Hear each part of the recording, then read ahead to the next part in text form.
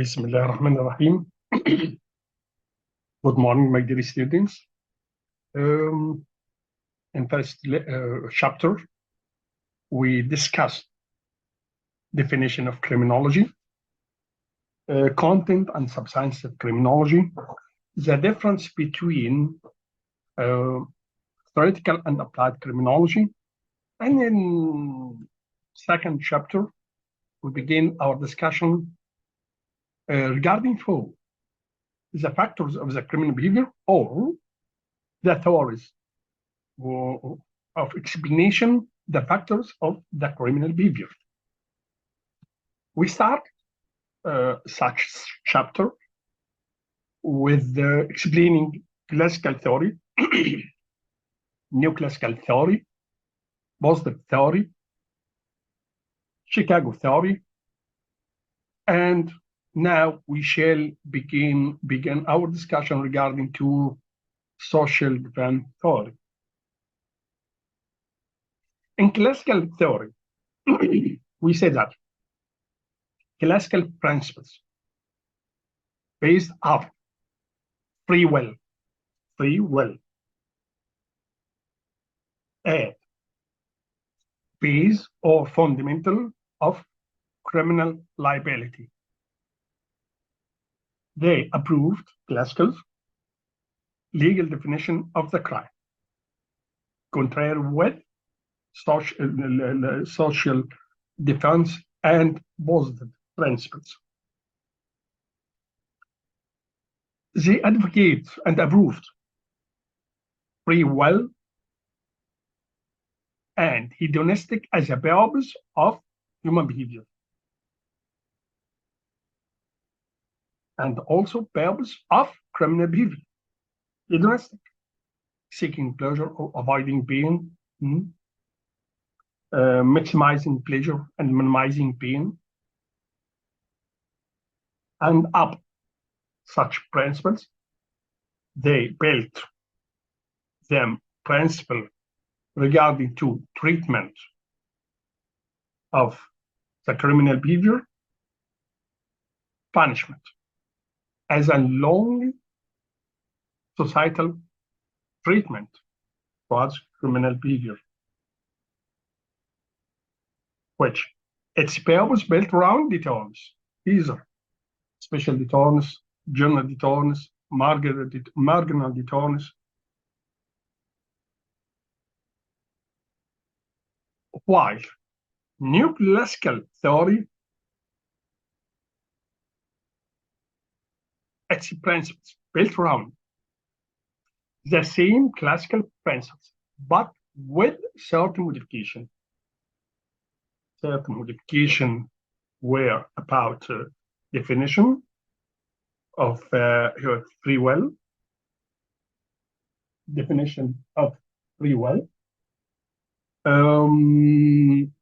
also with categories, initiating categories or approve the categories of free will.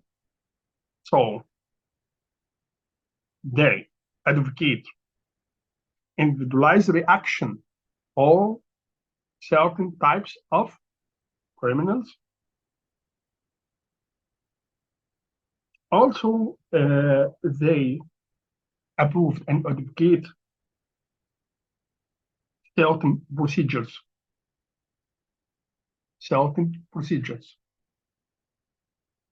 to be applied either in pre-trial or trial procedures. For example, expert witnesses. While on the other hand, positive theory, positive principles built around different principles, built around determinism,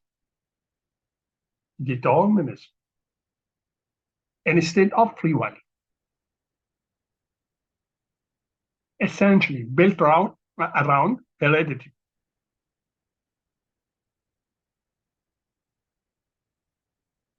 While Chicago theory principles built around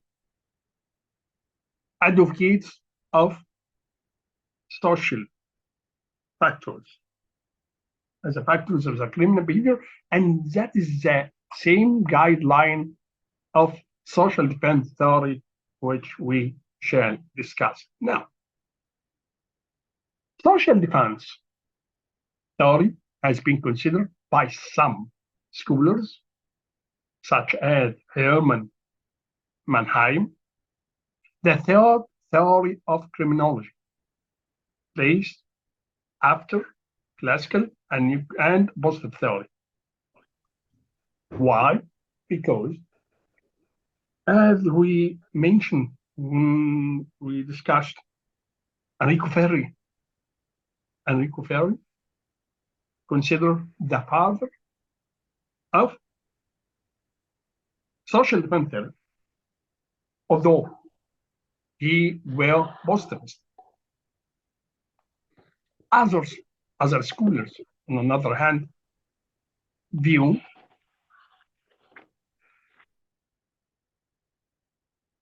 social defense theory as an elaboration of positive theory. Social defense theory is a trend of bourgeois criminal law in 19th and 20th centuries. Social defense scholars advocate social defense as a means of imparting more rational and anti-crime measures. Social defense theory embraces two sharply opposite currents. The reactionary current, which developed the idea of sociological school of criminal law, took its lead from Italian legal scholar Filippo Grammatica. Filippo Grammatica and Mark Ansel consider the founder, or not the founder, consider the two of the most important social defense scholars. For Mark Ansel and the United Nations, social defense would complement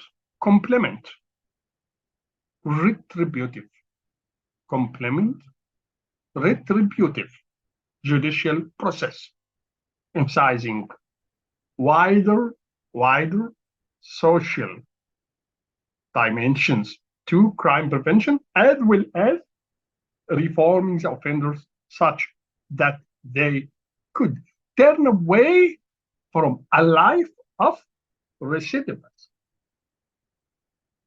Social defense is presented as a term to be applied to a modern, comprehensive perspective on the process for dealing with criminal behavior and persons which endanger the rational dynamic of a society. Within the social defense perspectives, laws are considered essential for defining the characteristics and controls of criminal behavior, of behaviors that endangers people, lives, property, and rational use of freedom. Social defense theory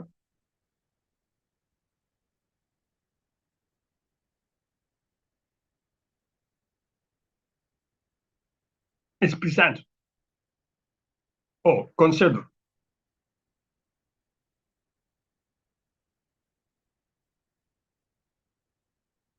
that the intention of law is not to punish the offender, but to employ controls on offending behavior according to the danger of society inherent in the act. Rehabilitation. Rehabilitation is a purpose of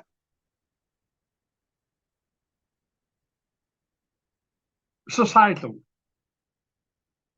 treatment towards criminal behavior is to be essential character to approach to the offender within parameters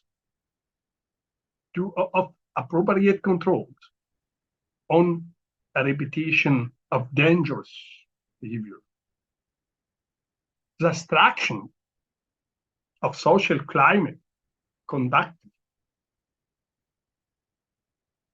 the extraction of social climate conducive to rational, socially useful behavior is also an emphasis in the social defense concept.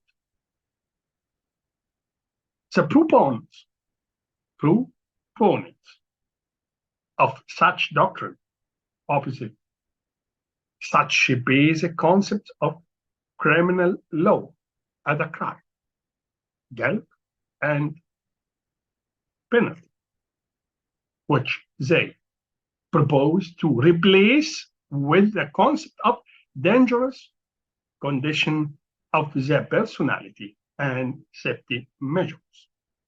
Instead of criminal penalty, social defense scholars advocate the importance of re-socialization of criminals through medical and other preventive measures, which in effect mean the elimination of elementary guarantees, elimination of elementary guarantees of legality, and open the way to arbitrary action on the part of judicial and administrative entities. After World's Second War, as it became necessary to combat ground crime rates in all capitalist countries, a more progressive current emerged. Social defense theory, or the theory of new social defense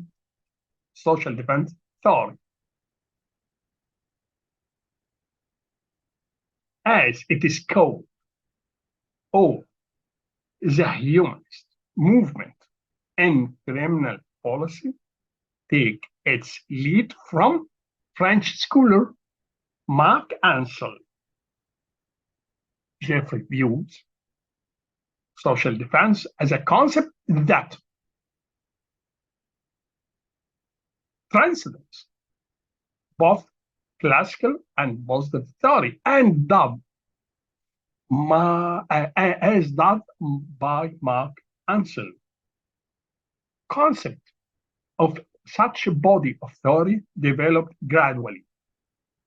Ancel traced its beginnings back to the Middle Ages, while Enrico Ferri of the positive theory firstly used term of social defense.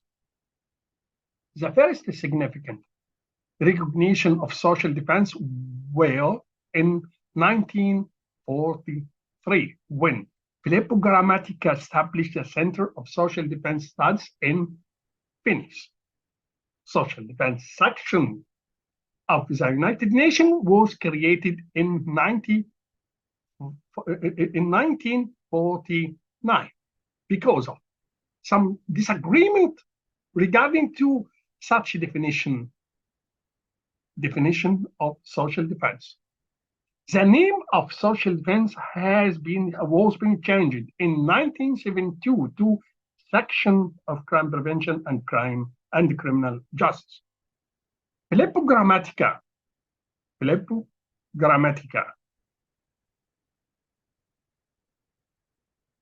contributed contra- contributed to a theory of social defense, while Mark Ansel was more active regarding to its implementation. Social defense concerned with personality of the offender, side by side with penal law, side by side with the manipulation of the societal environment, or the environment for social betterment, and therefore for crime prevention. Social defense is seen by Ansel as a revolt against positivistic approaches, just as positive theory was revolt against, do you remember, classical principles. Social defense is a reaction against vengeance and retribution because crime involves both society and individual in the same time, side by side. So the approach to crime must be broader than simply convicting and punishing the offender.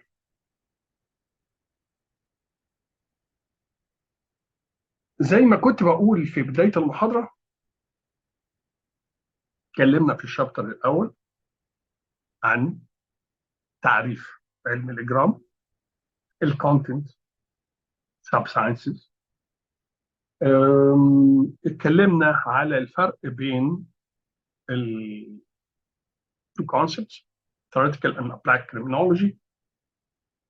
في الشابتر ده احنا بدأنا فيه شابتر 2 بدأنا نتكلم على explanation theories which involved with explanation of the criminal behavior.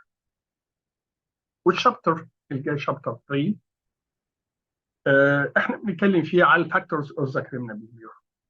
الشابتر ده احنا بنتكلم على تفسير النظريات المعنيه بتفسير السلوك الاجرامي. قلنا كان تناولنا طبعا الكلاسيكال ثيوري، النيو كلاسيكال ثيوري، البوزيتيف ثيوري، شيكاغو ثيوري. وقلنا في الكلاسيكال ثيوري تحديدا ان البرنسبلز بتاعتها بتقوم على الفري ولا على الاراده الحره، على اساس ان كل الناس راشنال هيومن بينج. وبالتالي الانسان بيختار طريق الخير وطريق الشر بارادته الحره المنفرده. وان كان هنا في اتفاق بينهم بين الكلاسيكال النيو كلاسيكال برنسبلز، ولكن والسيلف موديفيكيشنز ازاي هم طبعا نيو كلاسيكالز قال لك لا، طبعا تعريف الفري ويل كان مختلف.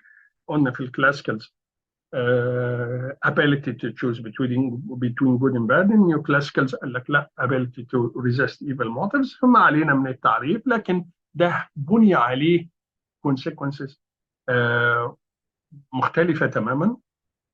ازاي؟ عندي كلاسيكالز قال لك كل الناس راشنال هيومن بينج، وبالتالي الشخص لما بيختار طريق الجريمة بيختار بإرادته الحرة المنفردة اللي ما بيأثرش عليها حد. ده معناه ان كل الناس عندها نفس القدر من الاراده الحره. الفكره اللي كانت ابروفد والسيرت موديفيكيشن رفضها على اطلاقها في النيو كلاسيكالز، ولكن قال لك في اراده حره، وقلنا الاراده الحره دي هي اساس المسؤوليه الجنائيه، ولكن قالوا الاراده الحره هنا بتخضع لتاثير بعض الظروف. عشان كده هم نادوا باهميه ان احنا نوفر معامله خاصه لبعض الفئات زي الفيبل مايندد، وقسموا اللايبيليتي وقسموا الفري ويل لفول فري ويل، وبالتالي واللايبيليتي او ريسبونسبيلتي بارشال ريسبونسبيلتي لما يكون في بارشال فري ويل، والريسبونسبيلتي لما يكون في ابسنس فري ويل. وكمان هم نادوا بتطبيق بعض الاجراءات سواء في مرحله التحقيق او المحاكمه، زي الشهود، شهاده الويتنس اكسبرت اللي هم الخبراء. اوكي. البوزيتيفست قال لك لا، احنا ما فيش حاجه اسمها اراده حره، ده كلها assumptions، كلها theoretical. طب ايه حضرات؟ قال لك لا، ده يعني السلوك الاجرامي اساسا، وده اساس الفكره بتاعتهم، ان ده في عوامل وراثيه، وبالتالي هنا في حتميه. ما ينفعش ان احنا نقول ان السلوك الاجرامي ده بالاراده الحره المنفرده، لا، ده هنا في حتميه. ليه؟ لان قالوا في خصائص جسديه معينه هي اللي بتاثر، ودي فيها نوع من الحتميه. الوراثه بتاثر. بعد كده بدأ يعدلوا أفكارهم وأضافوا الظروف الاجتماعية، وبدأ ده طبعا شيزر ينكوزو في الطبعة الثانية والثالثة والرابعة والخامسة من الكتاب، واللي خدها منه بعد كده أنريكو فيري اللي كان طالب عنده في الكلية لمدة سنة زي ما قلنا. وأول ما نستخدم السوشيال ديفنس كان أنريكو فيري، رغم إن هو يعتبر من البوسترز. طيب، آه، اتكلمنا على الشيكاغو ثيوري، وقلنا الشيكاغو ثيوري بتقوم على فكرة ان تاثير العوامل الاجتماعيه، وان الجريمه بتكون نتيجه للكونفليكت اللي بتكون بين السوشيال كلاسز. على نفس الجايد لاين مشيت السوشيال ديفانس ثيوري. السوشيال ديفانس ثيوري واحده من اهم النظريات ومن اوسع النظريات انتشارا، لدرجه زي ما قلنا الامم المتحده تبنتها، عملت سكشن كده للسوشيال ديفنس اللي تم تغييره سنه 72، تغيير مسماه نتيجه الديسagreement بالنسبه للديفينيشن للسكشن اوف كرايم بريفنشن اند criminal justice. السوشيال ديفنس بيقوم على فكره الدفاع الاجتماعي. البعض بيعتبرها هو نظريه ثالثه، والبعض بيعتبرها ان هي امتداد للبوزيتيف ثيوري. ليه؟ لان اللي انشاها يعني هي بيعتبر، البعض بيعتبرها نظريه مستقله بعد الكلاسيكال، والبوزيتيف ثيوري على اساس ان هي الكلاسيكال ثيوري ما تعتبرش نظريه مستقله، هي قائمه على تعديل بعض مبادئ، تعديل بعض افكار المدرسه الكلاسيكيه، فما اعتبرهاش مدرسه مستقله. وبيعتبروا ان الكلاسيكال، البوزيتيف ثيوري هي النظريه الثانيه، والسوشيال ديفنس ثيوري هي النظريه الثالثه. البعض بيعتبر ان لا، السوشيال ديفنس ثيوري دي امتداد للبوزيتيف ثيوري، على اساس ان اول من اتكلم عن السوشيال ديفنس كتوم كان انريكو فيري، وانريكو فيري زي ما قلنا يعتبر طبعا من اقطاب البوزيتيف ثيوري.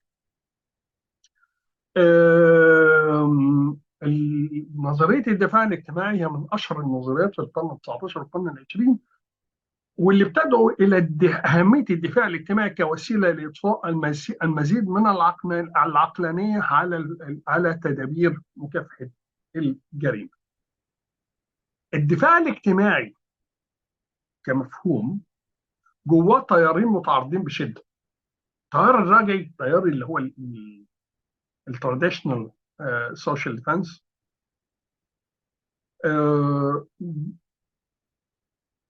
يمكن بيقوم على التأثير المطلق للعوامل الاجتماعية،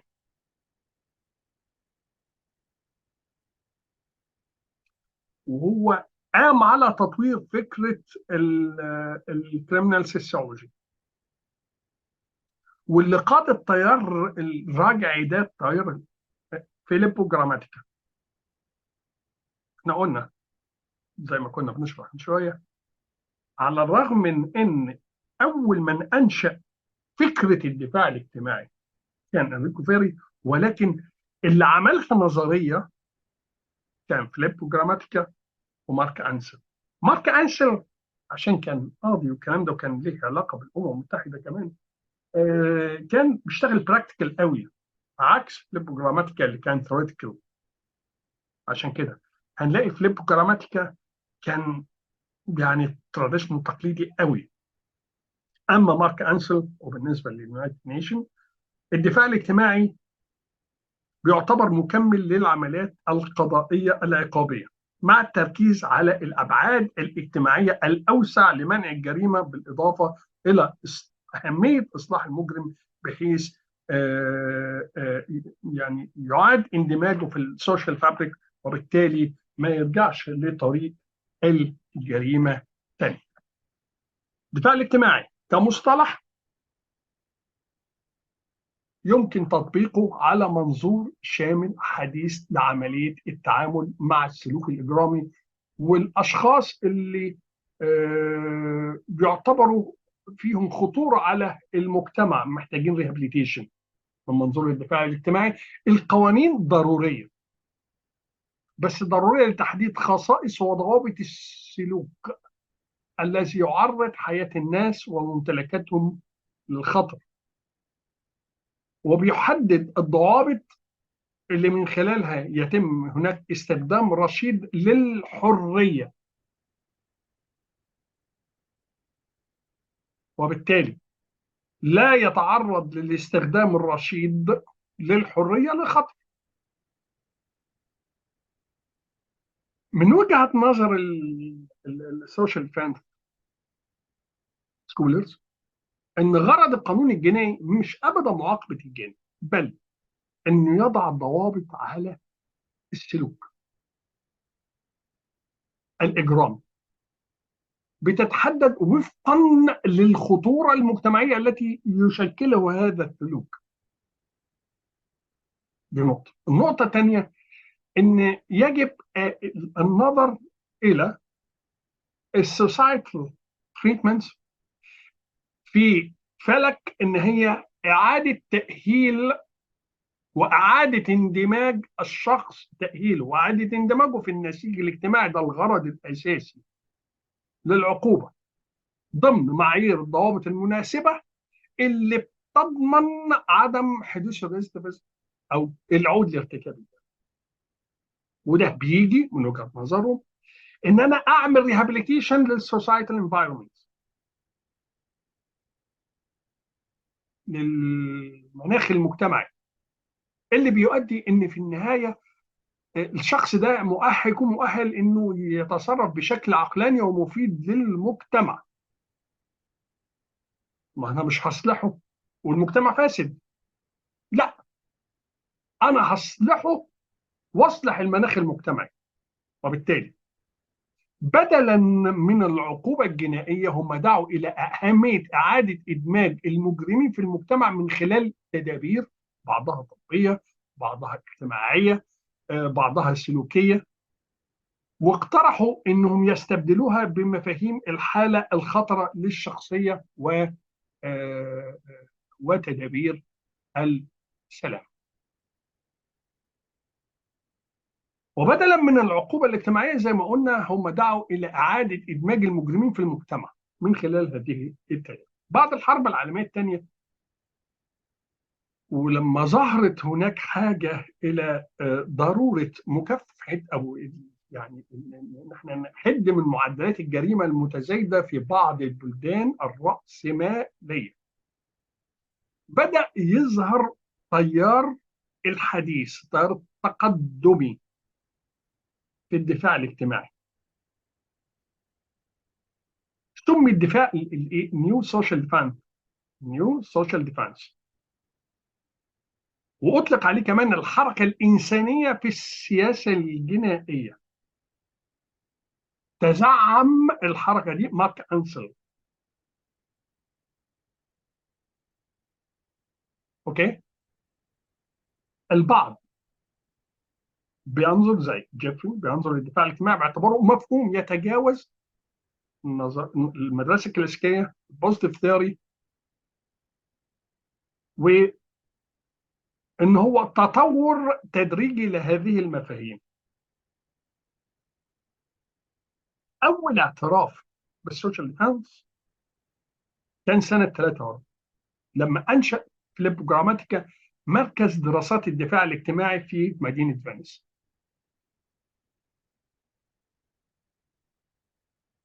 وكان اول اعتراف مهم بالدفاع الاجتماعي كان في سنه 43.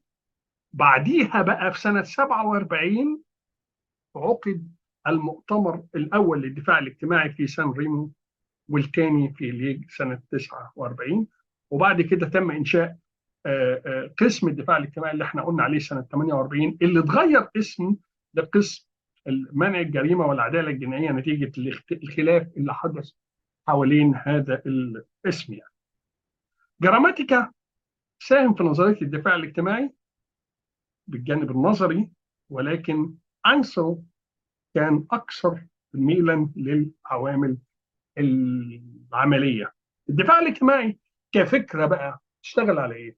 تشتغل على 3 dimensions: البيرسوناليتي او شخصيه المجرم، على قانون العقوبات، على البيئه واهميه تحسين اوضاع البيئه. بتشتغل على 3 dimensions دول في نفس الوقت، ان انا اصلح شخصيه الجاني، اصلح قانون العقوبات، اصلح البيئه اللي بيعيش فيها المجرم. مارك انسل بينظر للدفاع الاجتماعي ان هو ثوره ضد البوزيتيف برنسبلز، زي ما كانت البوزيتيف برنسبلز ثوره ضد النظريه الكلاسيكيه والنيوكلاسيكيه.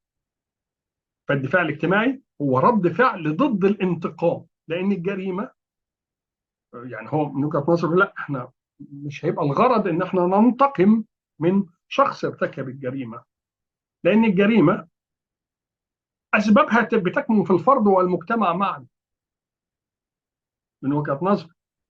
وبالتالي انا هعاقب واحد واسيب الثاني. عشان كده يجب ان يكون النهج المتبع في التعامل مع الجريمه اوسع فكرا وافقا من مجرد ادانه الجاني ومعاقبته، يوم يرجع لي تاني كريزيديفست، كعائد للسلوك الاجرامي.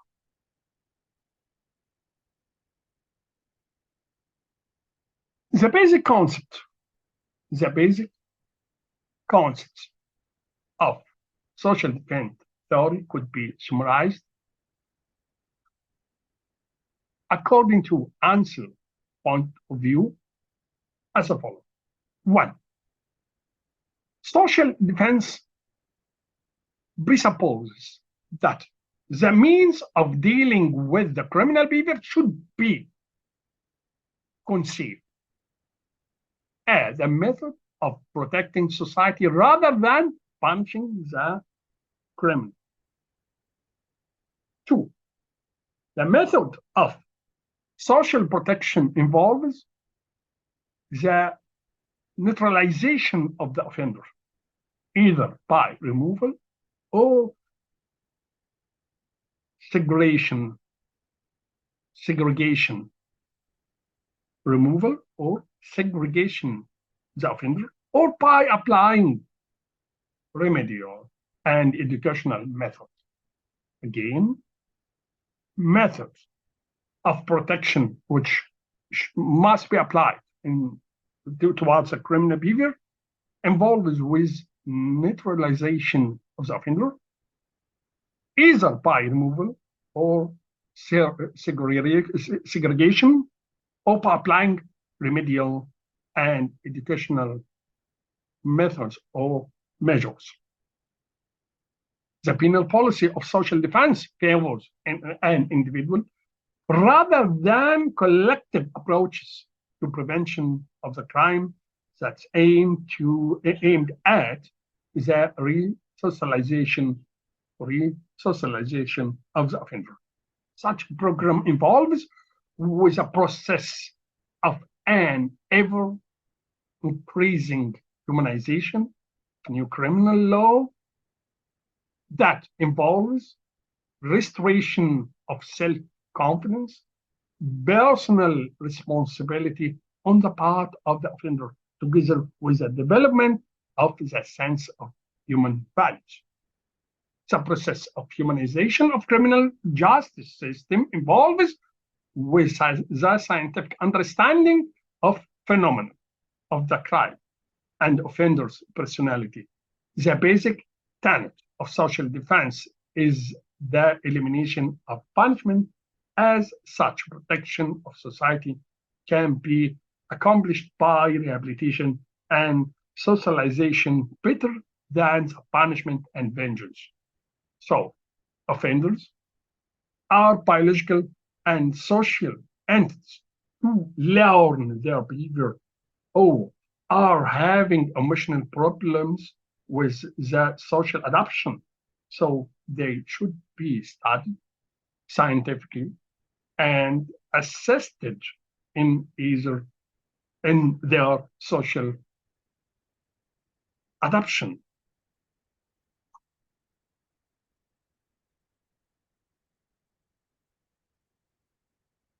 The use of legal fictions have no place in social defense. Social defense theory differs from positive theory because it brings the law back into criminological things. Because, as you may remember, positive theory advocate social definition of the crime, not legal definition. Social defense theory brings back the law into criminological things. It doesn't go back to classical theory. However, because the law in social defense incorporates provision for the need of the offender rather than emphasizing the seriousness of the crime. It is interesting to note that the most of writing in social defense has been by Europeans, while actual implementation of any of its tenets has been manifest mostly in United States. Old and new criminal justice from consent to conflict in the study of the crime made of the early criminological theories were premised on the implicit on the implicit assumption that there is consent, value, interests in the definition of the crime. Recall, for example, that Rafael Garofalo spoke about natural crimes and crimes by law. Natural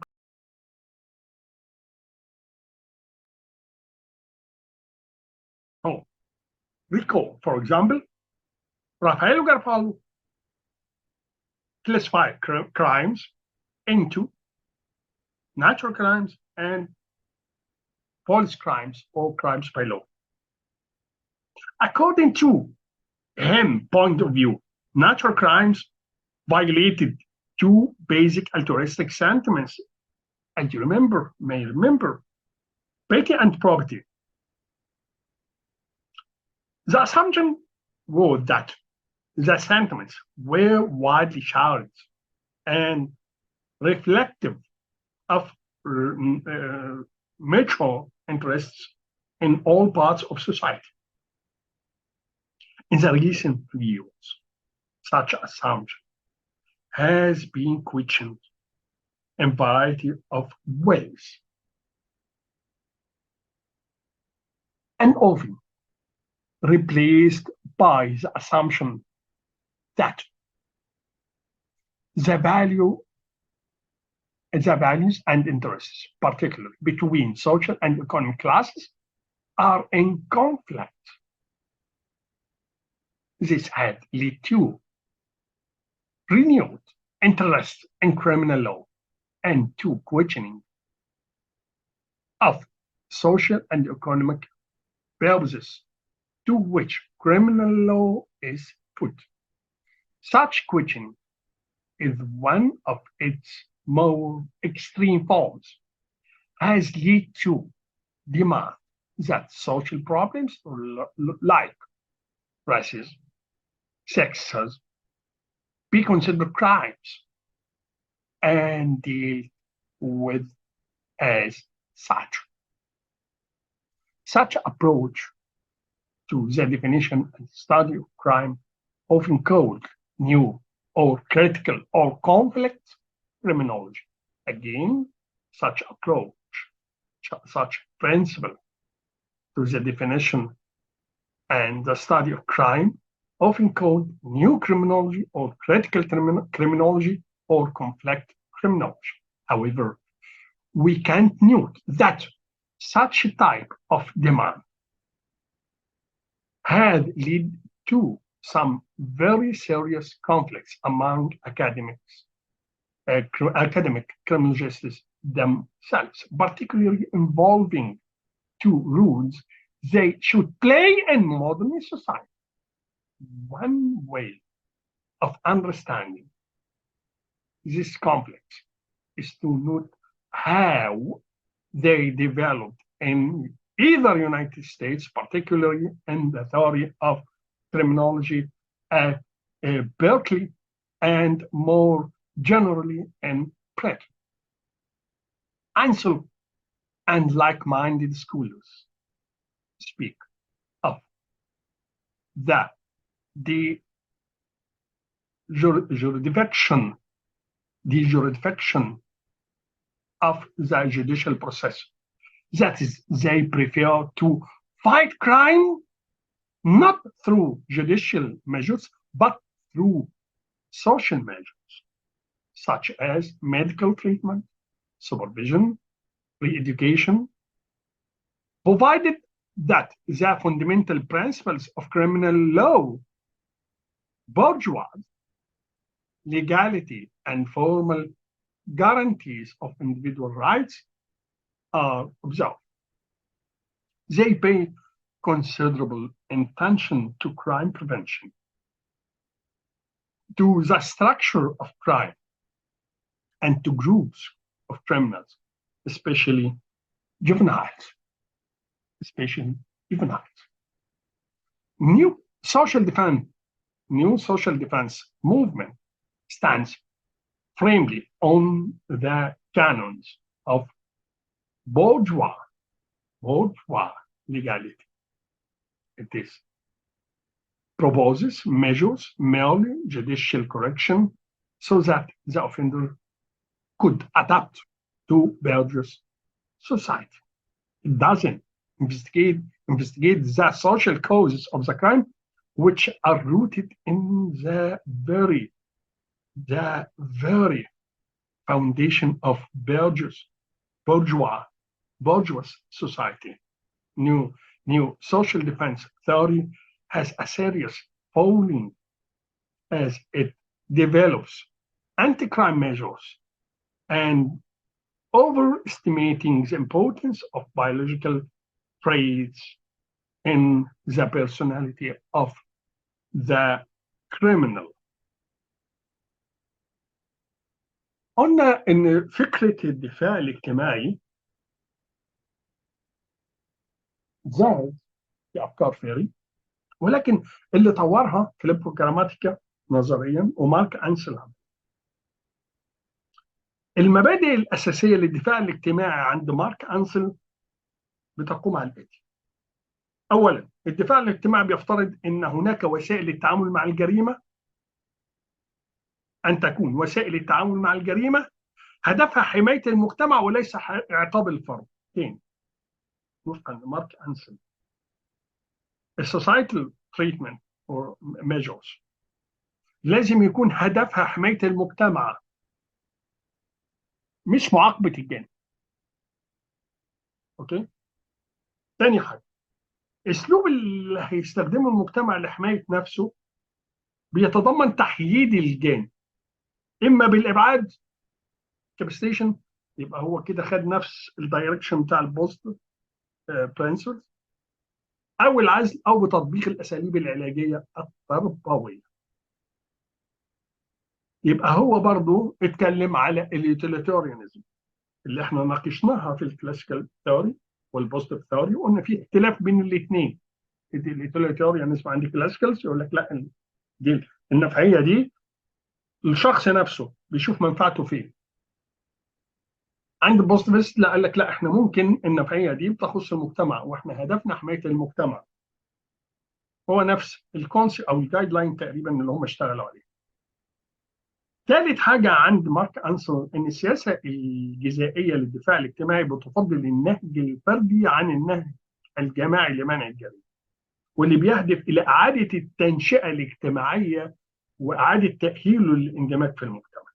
رابع حاجة، إن البرنامج ده لازم يكون في نوع من الإنسانية، وبالتالي نادى بأهمية إضفاء الطابع الإنساني للقانون الجنائي،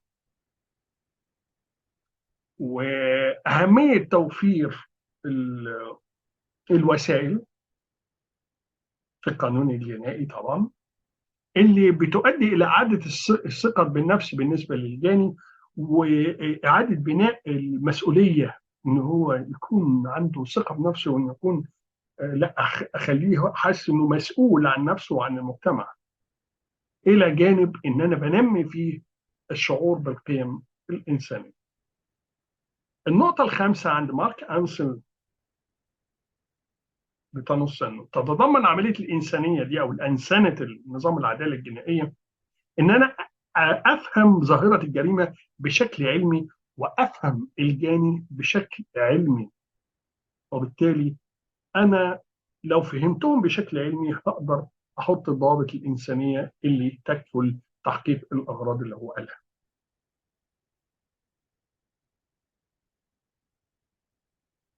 فالمبدأ الأساسي للدفاع الاجتماعي إن أنا لا ألغي العقوبة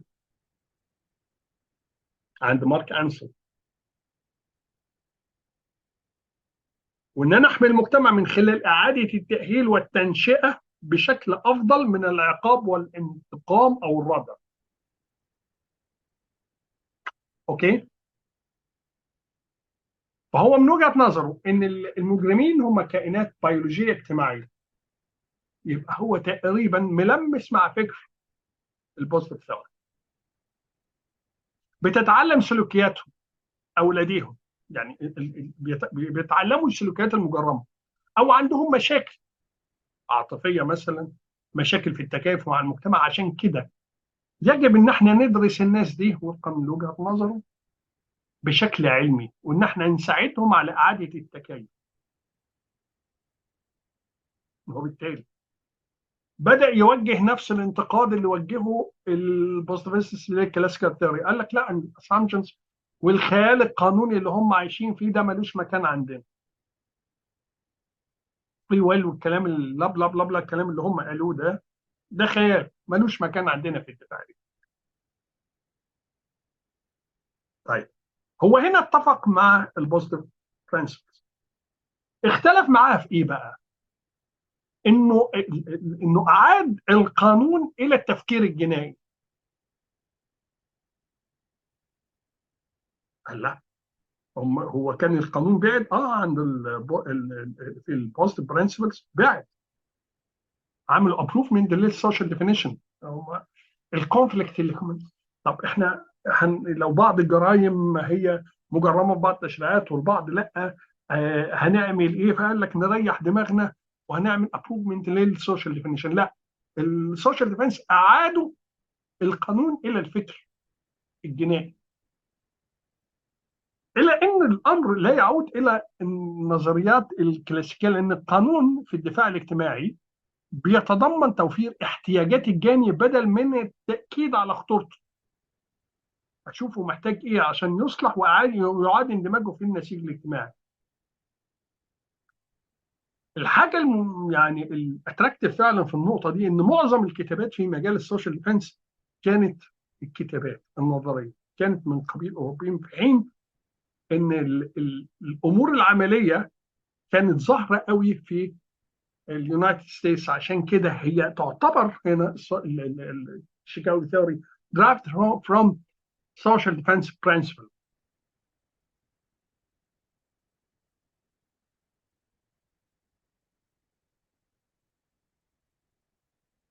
العديد من النظريات اللي فسرت السلوك الاجرامي كانت بترتكز على افتراض ضمني بوجود اجماع في القيم والمصالح الجديره بالحمايه فيما يتعلق بتجريم السلوك. لو تتذكروا كده، واحنا بن في شابتر 1 قلنا في الكونتنت، قلنا المجتمع امتى بيجرم سلوكيات؟ لما يرتقي أن هذه السلوكيات تمثل انتهاكا للشعور الكامل بالعدالة الكائن داخل نفوس أفراد المجتمع لقيم مجتمعية جديرة بالحماية.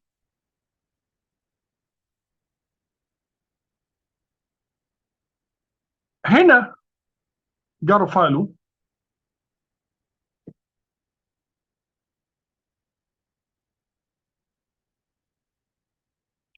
هنا مارك أنسل قال ده بيفترض اساسا ان في اجماع على هذه القيم الجديره بالحمايه اللي هتمثل يمثل الاعتداء عليها جريمه، وده مش صحيح. قال لك على سبيل المثال نرجع لفكره جارofalo، وهو بيتكلم عن الجرائم الطبيعيه والجرائم المصطنعه والكرايم سبايلو. عرف الجرائم الطبيعيه اللي هي الجرائم اللي هي فيها فايليشن للالترستيك سنتوم سواء البيتي او بروبرتي، اللي هي الانتهاك بالشعور المشاعر اللي هي مشاعر الايثار ومشاعر الشفقه، والافتراض ان هذه المشاعر تكون عليها اجماع وتعكس المصالح المشتركه في جميع انحاء المجتمع، وده مش صحيح. ما فيش اجماع. هو قال كده في السنوات الاخيره تم التشكيك في هذا الافتراض. افتراض ايه؟ افتراض ان هناك مصالح مجتمعيه محل اجماع، بحيث ان اللي هينتهكها هنجرم سلوكه. قال لك لا، في السنوات الاخيره ما فيش المصالح الاجتماعيه يعني الجديره بالحمايه دي مش محل اجماع.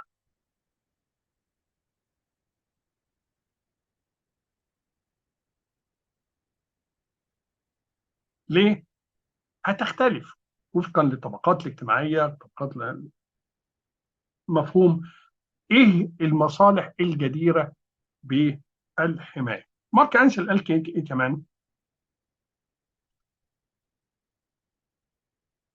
قال والله نظرا لان المصالح الاجتماعيه الجديره بالحمايه اللي هي بيترتب عليها ان المشرع بيجرم سلوكيات التعدي عليها ما عليهاش اجماع، عشان كده لازم نغير مفاهيم القانون الجنائي، وده اللي اطلق عليه القانون الجنائي الجديد. وبناء عليه تغير تعريف الجريمه ودراستها، وتغير تعريف علم الاجرام الى علم الاجرام الجديد، او ما اطلق عليه البعض السوشيال critical criminology او الكونفليكت criminology. اوكي، سواء كده او كده. ما انسل وبعض المتاثرين بافكاره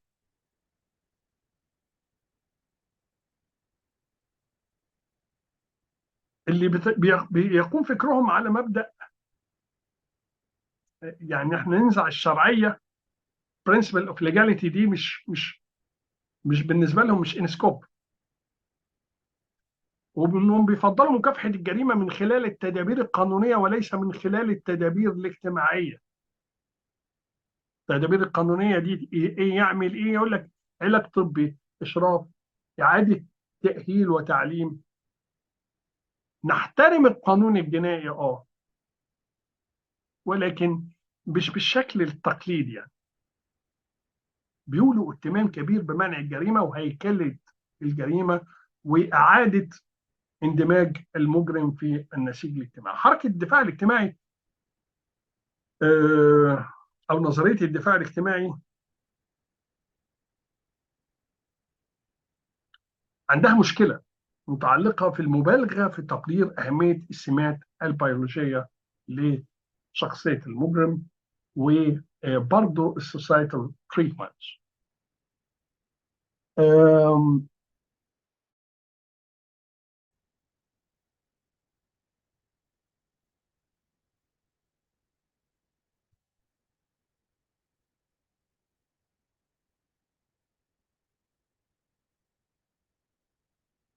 السوشيال ديفانس and long history of prevention. The birth of social defense is inspired from the rise of criminological positivism in the late of 19th century, following the publication of L'Uomo Delinquente, which published in 1867, Italian jurist Raffaello Garofalo, one of the founding fathers of Italian positivist school of criminal law, published the Centro Positivo della Penale in 1880, arguing for the complete reform of classical criminal justice system. And their foundation upon ideas of free will, retributive punishment, and uniformity of sentence. And uniformity of sentencing. Enrico Ferri then developed the original social defense theory in 1884 with the publication of Criminal Sociology, which published in 1970, emphasizing the sociological, economic, and anthropological drivers of crime. Further, discrediting classical notion of freely choosing criminal individual who is to be punished through retributive standardized term of incarceration. That prospect of being able to identify criminological conditions and types fundamentally revolutionized criminology and lead to the establishment of international penal reform movement such as the Union Internationale de Droit Penal, which created in 1899 by three figures who continued to develop social defense philosophy: Adolf Berns, Gerhard von Hamel, and Antonius von Liszt. The UIDP, or Union Internationale de Droit Penal, brought together leading advocates of penal reform from politics, prison, inspection, and academia. Between 1889 and 1914, UIDP held 14 international conferences in different countries, covering the study of crime, the causes of the crime, tools to prevent and repress crime, and reform which would benefit criminal justice system. Centrally, they proposed the need for criminal justice system based around the defense of society from future crimes, rather than classical doctrine, classical philosophy, classical principles of retributive penalty or retributive punishment of the offenders. As Joseph Campisi and Giulia Fabiani in 2020 show, the reform movement fundamentally revolutionized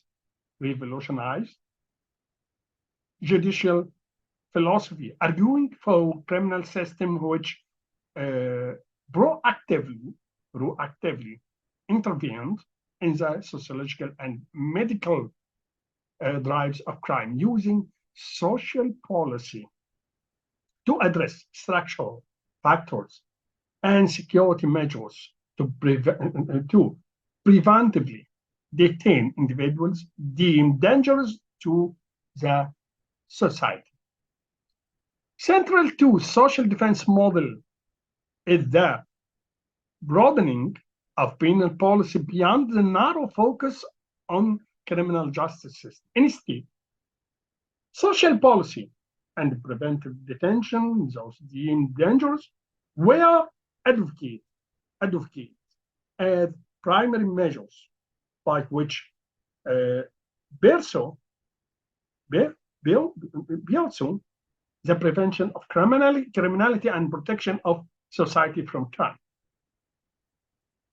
Crucially, social defense cites post-classical trajectory of criminology. This means that criminal responsibility for an offense is no longer the sole guiding principle for penal policy, according to Mark Ansel. Instead, social defense follows the positive trajectory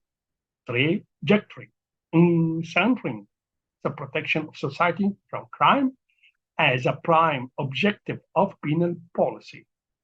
Hence, the name social defense.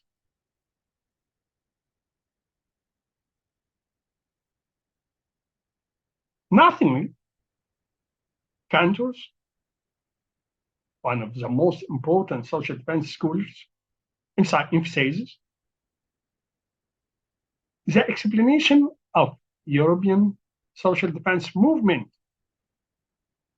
unequivocally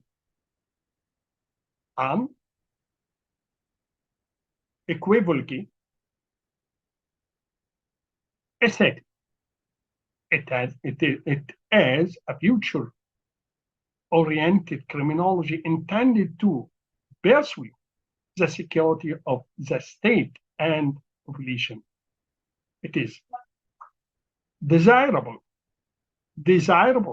before we proceed briefly to describe underlying theory of measures of social defense. The idea behind the measures of security is simple.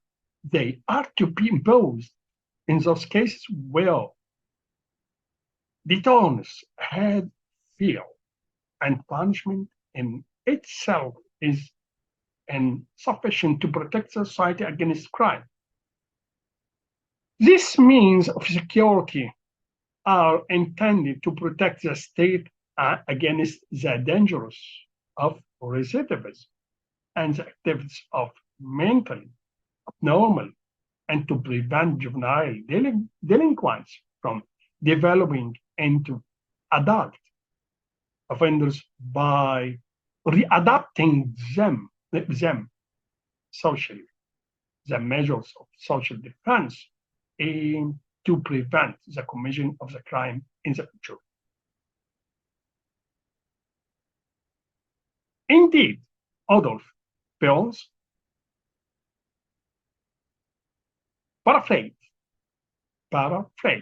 in Ansel, a professor of criminal law at the Free University of Brussels, and the inspector general.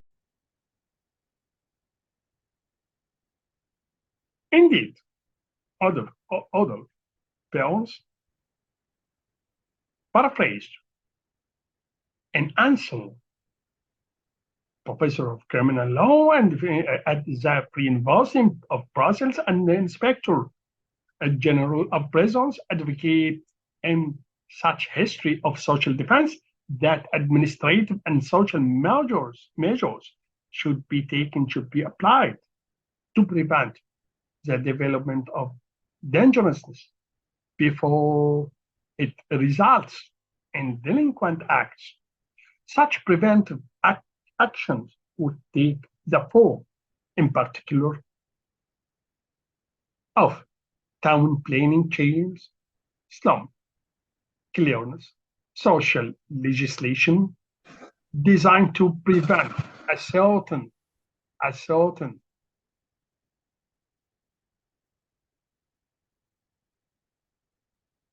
unfortunates and fortunes from sinking into misery and disappear.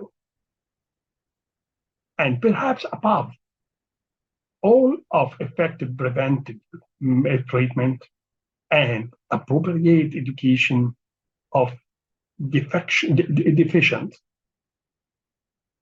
individuals, deficient individuals. Crucially, the preemptive temper evident in early social defense philosophy can be underplayed by scholars of new liberal penalty who instead mark the movement as contributing to the development of individualization in penal policy. Garland proceeds manifest account of positive revolution and how theory, Rousseau, Carvalho philosophy introduced the individualization of offenders through categories related to the individual personality. He spoke punishment and welfare breaks the transformation of British penology from uh, Victorian classicalism to penal welfareism. welfareism. الدفاع الاجتماعي زي ما قلنا يا اولاد البعض بيعتبره امتداد للبوست الثانوي. الدفاع الاجتماعي بيقوم على 3 محاور رئيسيه: شخصيه مرتكب الجريمه، القانون الجنائي، السوسايتال انفايرمنت. تقوم على اهميه اصلاح هذه العناصر الثلاثه. حقيقه ان الدفاع الاجتماعي احدثت ثوره جذريه في الفلسفه القضائيه. وكان لها السبق في ان هي تبدا تدخل لي مش بس هنا تريتمنت ميجرز، لا بريفنت ميجرز وميكانيستيك ميجرز اللي احنا هندرسها ان شاء الله في المحاضره الجايه.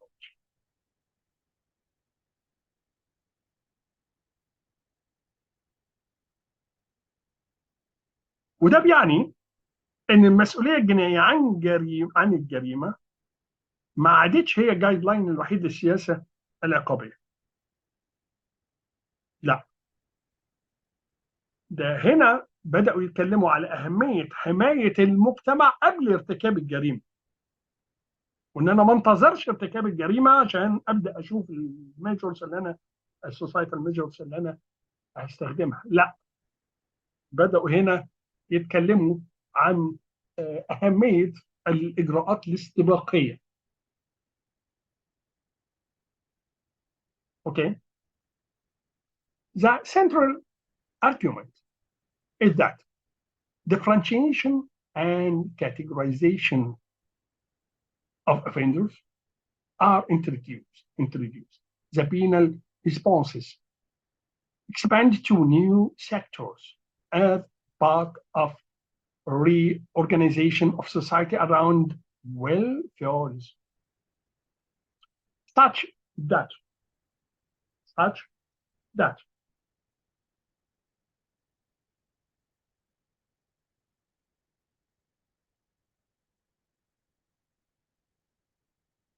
the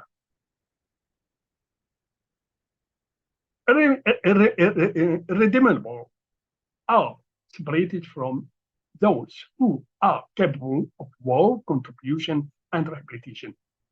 His focus on empirical transformation of Dutch social and penal policy links to surrounding political debates on agonists of and positivists that aided these transformations, but can underplay the long-term impact that the social defense revolution would have. Individualization of criminal justice and categorization of offenders types doesn't appropriately capture how positivist and social defense thinkers reoriented punishment towards the preempting crime and reorganizing the end of criminal justice towards security. As we see in such passage of punishment and welfare, there is a tendency to bury this philosophical revolution under framing of categorization, okay, a common discursive structure emerged from general commitment to a number of positions which could be listed as differentiation and individualization, pathology, and correctionalism, and finally interventionalism and status. Gerald doesn't elaborate on status of the new positivist and social defense revolution. It is entirely clear what he means by that, beyond a contrast with the entry of private providers to criminal justice market and the new liberal era. By focusing on the value of revolution in criminological thought, the centralization of society and the end of criminal justice, or the defense of society goes messy. For example, Garland quotes theory, arguing that positivists contributed to the introduction of differentiation according to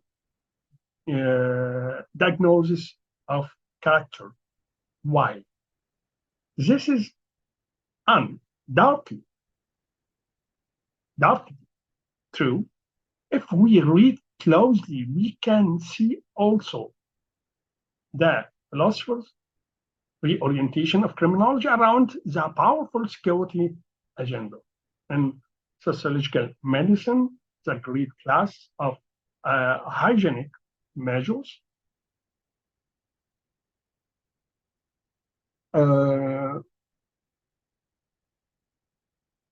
therapeutic remains, retributive and repressive means, the surgical operations eliminate measures or means from arsenal which enables society to face the permanent means of its own preservation. Garland's focus on the introduction of the differentiation and categorization tends to obscure the powerful presence of security and anticipation in the social defense and positivist canons. The closest he gets to recognizing the pre-crime revolution is ended in the discussion of sectoral expansion and differentiation. He stated that criminology purported ability to identify criminality in the bodies of criminals and not merely in their acts, opening up the possibility of an anti-capacity form of regulation. It produced the categories of pre-delinquent and new criminal, or the presumption presumption criminal, and accompanied them with arguments of preemptive intervention. But Garland backs away from centralizing the build of anti anticipatory penalty and positivism and old social defense, because the British penal system didn't embed risk-based penal strategies at such time. Instead, it remained largely tied to rehabilitation and differentiation. Garland traces this political hesitancy to British liberal opposition to energy movement, through which the positive philosophy, positive theory originally situated its claims.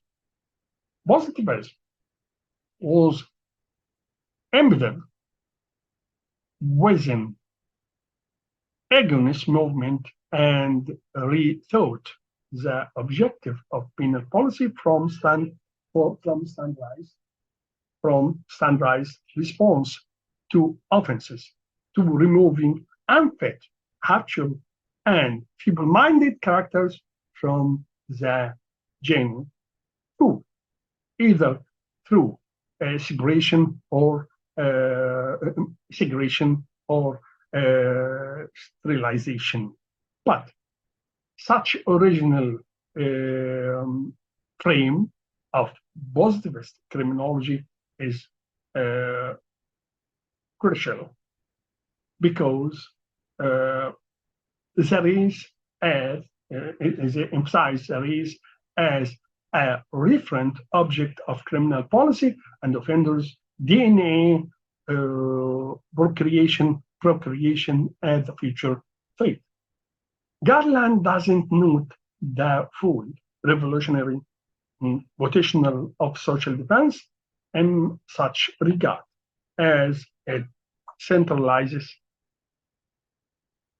the future as a referent object of protection, and the future offense as the threat. Social defense banks sometimes fundamentally knew the future tenets of security, discourse, and anticipation of crime. Indeed, while Garland chose that the account of President and discipline and punish is faulted, focus point to importance of dangerous offender concept and peons, anti-calculating that this was significant moment for the transfer of social insurance technologies into penal thought.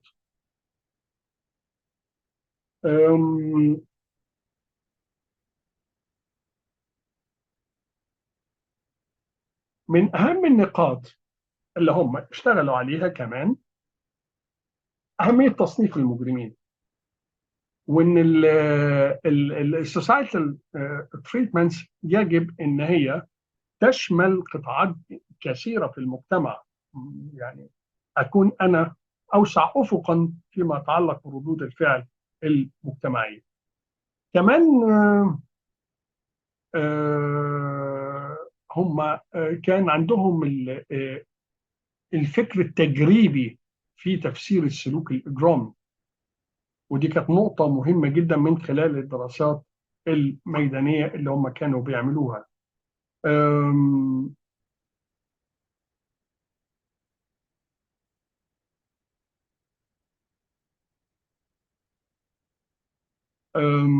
وكانوا بيعملوا كومباريزون ستاديز وكده اللي من خلالها بيبدأوا يعرفوا العوامل ايه، عوامل السلوك الإجرامي ايه، وبيبدأوا يحطوا الضوابط المجتمعية لتحسين هذه الظروف. اوكي، سواء او العوامل سواء اللي موجوده في المجرم او في او البرنسبلز في الكريمنال لو، او فيما يتعلق بالسوسايتي itself. Of course, social defense movement centering on of penal philosophy around the repression of dangerous had significant liberal potential. Michel Theory detailed at length the resistance of legal scholars to propose move away from standardized and and retrospective penalties towards arbitrators on sentence. Even worse, the application of preventive detention without the commission of a crime evoked the fears, criticisms of legal experts who identified trespasses against principle of nulla puna, no penalty, or principle of legality, no penalty without law, established after the French Revolution. As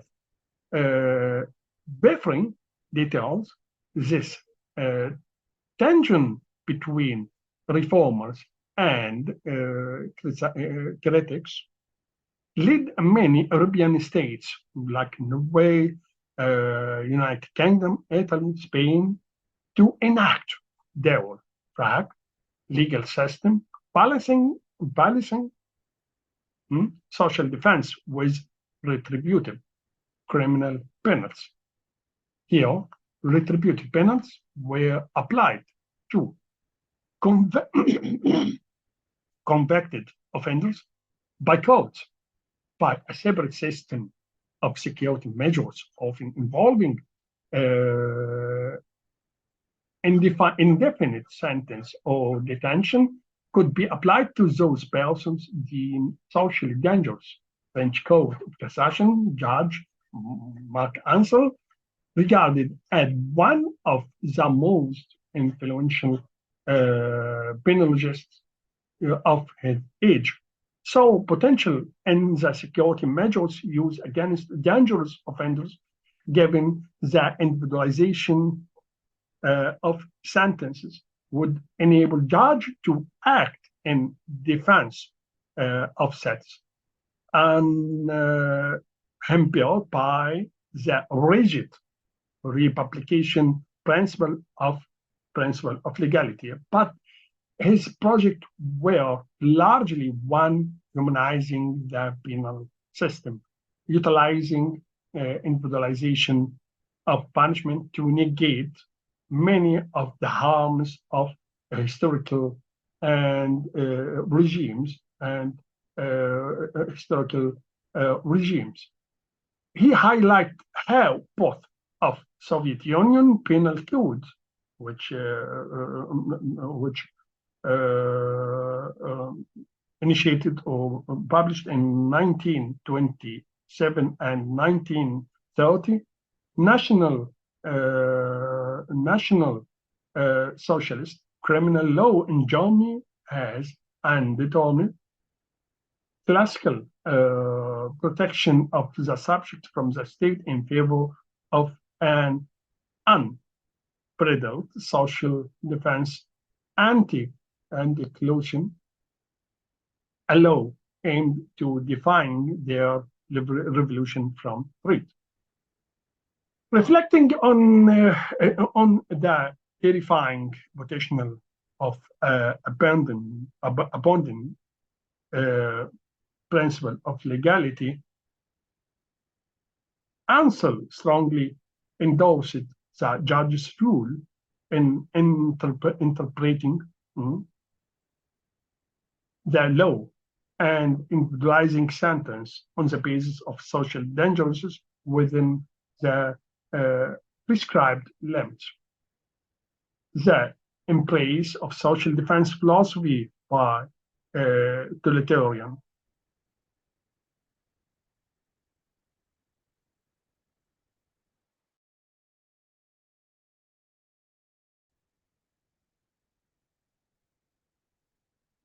the embrace of social defense philosophy by totalitarian regime would to improve the chances of reformist criminal policy given the widespread abuse of human rights undertaken in its name. Indeed, the first organization to develop international crime policy was badly tainted by association with German membership. In particular, it was this co-pays and the authority of a League of Nations. However, that led to the uptake social defense practice by United Nations and post-war liberalization of anti-capacity criminal policy. الدفاع الاجتماعي من هذا المنطلق نقدر نعتبره حركة أو فكر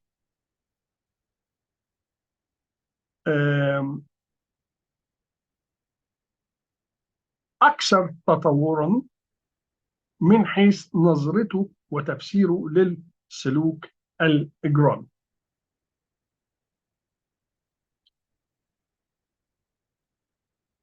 بيعتمد على تطبيق العديد من أهمية تطبيق العديد من الميجرز اللي بعضها بيكون قبل ارتكاب الجريمة زي الميكانيستيك ميجرز. الميكانيستيك ميجرز مثلا زي ما نشوفها إن شاء الله في المحاضرة اللي بعد الجاية اللي هي الوسائل الميجرز اللي taken the society to reduce to encourage the motivation of the committing criminal behavior.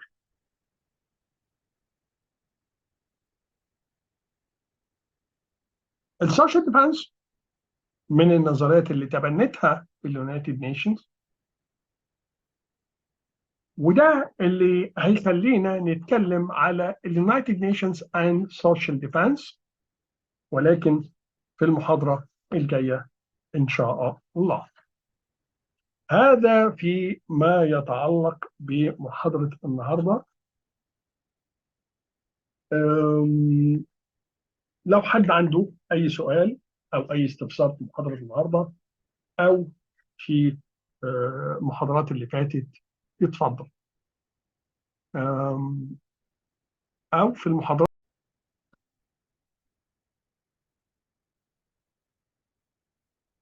بسم الله الرحمن الرحيم. Welcome again, my dear students. Now we shall complete our discussion regarding two social defense theory. In previous lectures, we said that criminological theories explain the factors of the criminal behavior and the predict treatment of such factors for reaching for adoption or controlling such factors and preventing future crimes. Regarding to we said that there is a connection between United Nations and social defense principles. And we said that United Nations were interested in social defense theory and social defense principles. Upon such interest, United Nations created a social defense section, which later it changed its name to Section of Crime Prevention and Criminal Justice. So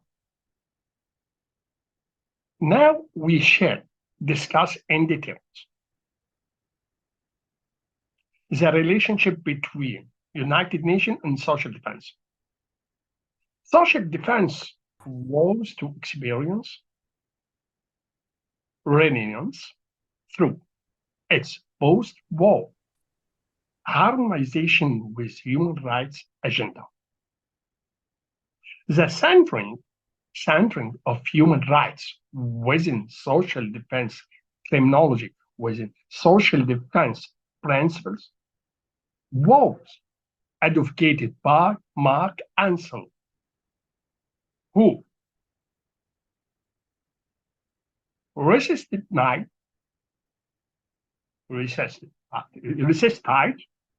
the movement from its association with Nazi and Soviet criminal codes. Ansel's revision of the philosophy centered individual rights, human treatment of prisoners, side by side with limited preventive measures to rehabilitation and juvenile monitoring. This was extremely attractive to the United Nations, who appropriated the League of Nations crime policy mantle in 1948 and needed to signal their distance from authorization criminal justice system. The United Nations founded Social Defense Section to lead on international crime policy in 1946, which with the objectives of preventing crimes through progressive social policy measures, establishing human rights informed standards for prisoners and directing criminal policy towards effective rehabilitation of the offenders. Of course, social defense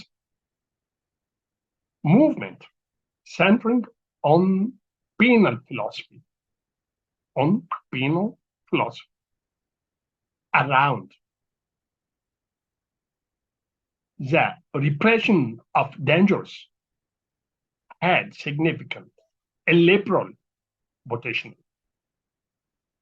Michel Beffrey details at length the resistance of legal scholars to proposed move away from standardized retrospective penalties towards attributing and sentences. Even worse. The application of preventive detention without the commission of crime evolved.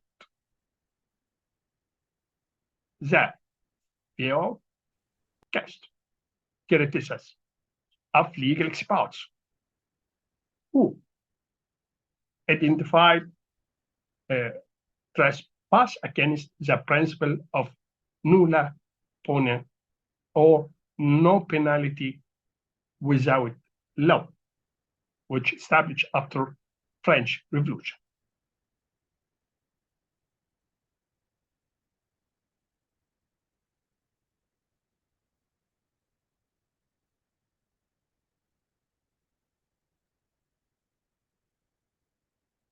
The small social defense center was based in Geneva, but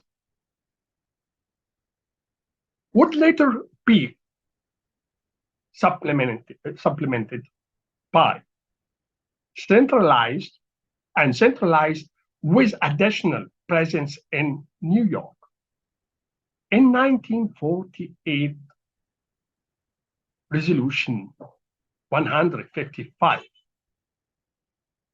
of the Economic and Social Council stated that United Nations should assume leadership in the study of prevention of crime and the treatment of offenders, formalizing international agenda for crime prevention based upon promoting social defense as alternative to juridical measures. Juridical measures. Within such agenda, United Nations organized quinquennial international congress under the banner of crime prevention and rehabilitation of offenders program. This began in 1955 with 51 governments in attendance from around the globe, but rapidly extended to 1,020 participants, 1,020 participants from 85 countries by time of 1965 Congress in Stockholm and George in 1967 and 130 national delegations by 1985 Congress in Milan.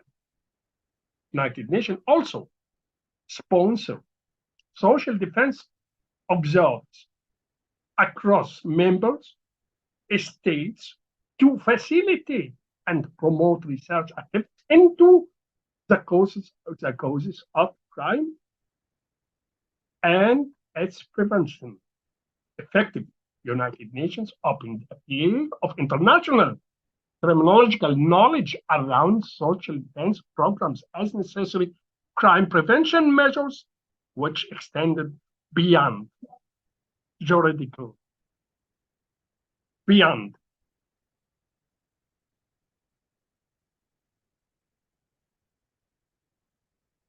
juridical sentencing into realm of preventive social policy. Walters highlights the context of post-war reconstruction and progressive politics as central to the appropriation of social defense cyber by United Nations to pursue social stability and physical stability in the aftermath of devastating world war. European states collectively engage to combat the internal enemy crime Gently, Walters also argued that social defense was a cycle whereby states pursued avenues for post-war governance and discovered a domestic enemy against which the defense of social defense could be practiced. Social defense, in such regard, or as a result, was also a useful, if unuseful, cyber for United Nations because it didn't include wars relating to crime and criminal justice. Relating to crime and criminal justice, allowing the United Nations to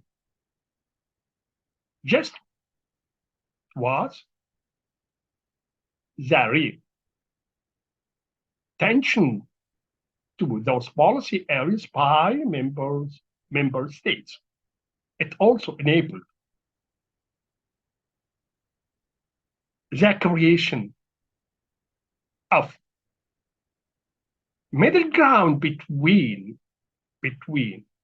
extremes and classical retributive law, which permits no individualization of sentences and of radical old social defense formation, which in grammatical formulation wish to abolish retributive punishment entirely in favor of social defense codes of prevention, both of which characterized by extreme and Mark Ansel vision for new social defense principles.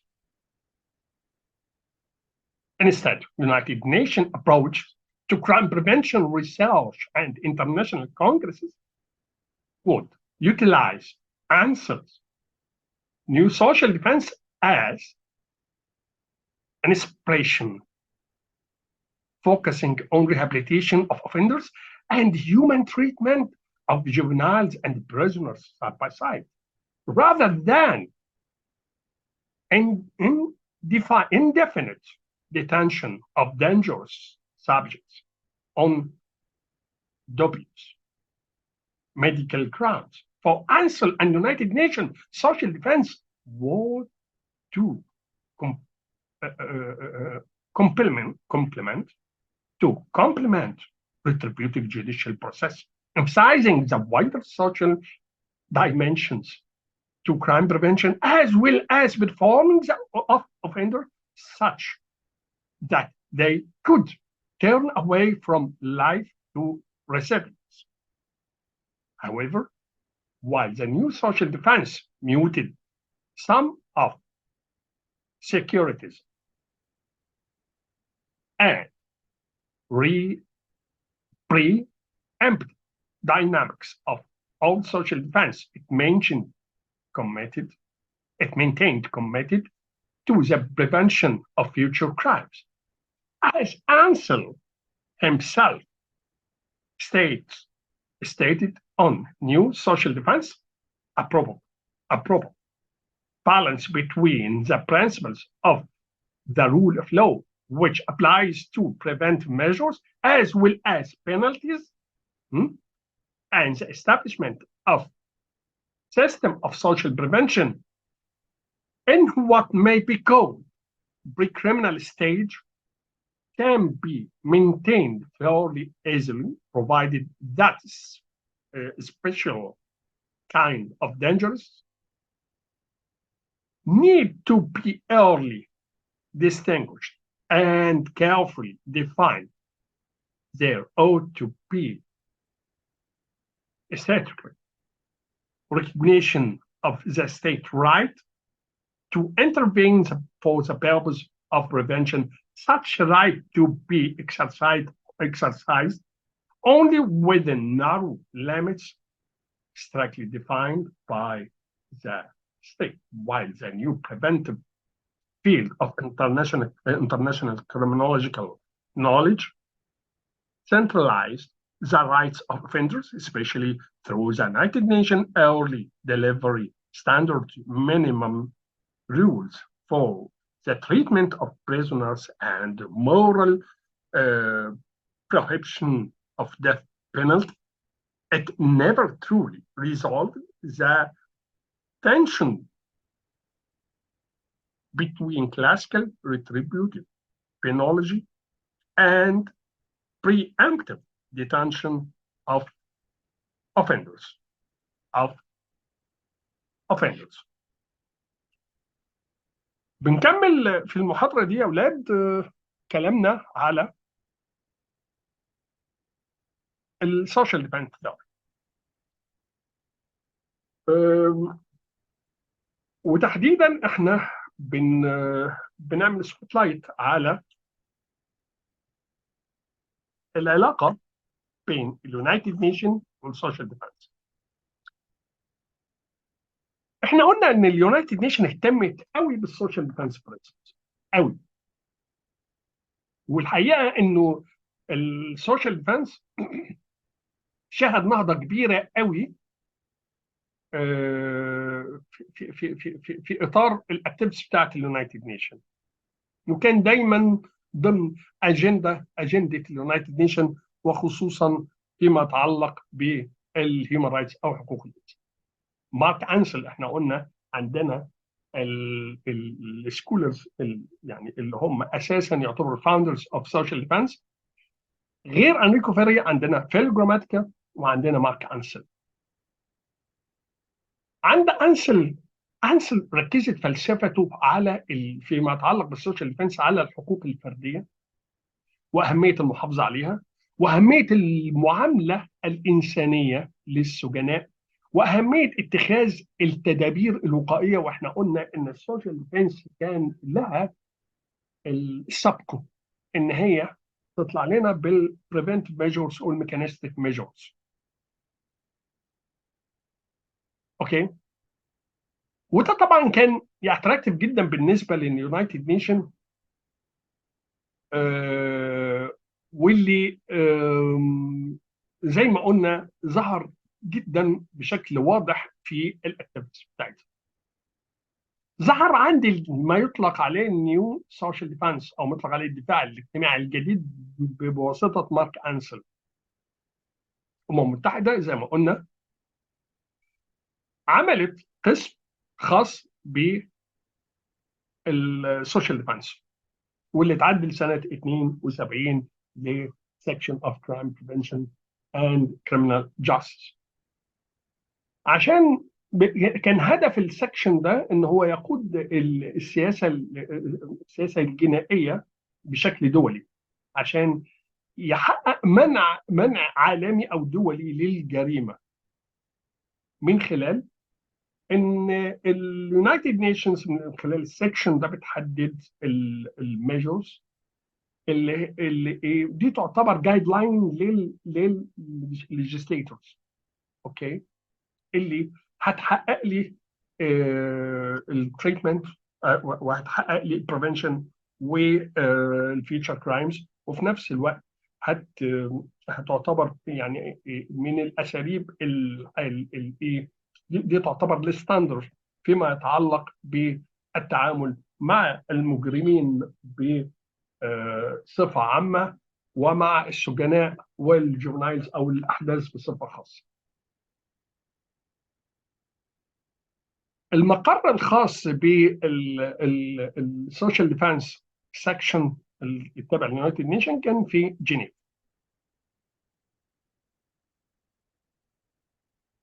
ولاحقا بقى في نيويورك في عام 48 نصت الماده 155 من بروتوكول المجلس الاقتصادي والاجتماعي التابع لليونايتد نيشن على انه ينبغي وضع الاسس اللي تساهم في منع الجريمه وتوفير المعامله اللائقه، المعامله الصحيحه للمجرمين، واهميه اطفاء الطابع الرسمي على جدول الأعمال الدولي لمنع الجريمة على أساس تعزيز الدفاع الاجتماعي باعتباره بديل للتدابير القضائية. وبالتالي هو يمكن كانوا مايلين شوية للبعد عن التدابير القضائية بما فيها إجراءات التحقيق والمحاكمة، ولكن في زونز معينة. وبدأت الأمم المتحدة تهتم زي ما قلنا بده بالدفاع الاجتماعي، وظهر ده في السوشيال ديفنس، دخل في أجندة الأمم المتحدة، أجندة المؤتمرات والورك شوبس والكونفرنسز. على سبيل المثال كان في مؤتمر كان سنة 55 حضروا 51 دولة، شارك فيه حوالي 100 بعد كده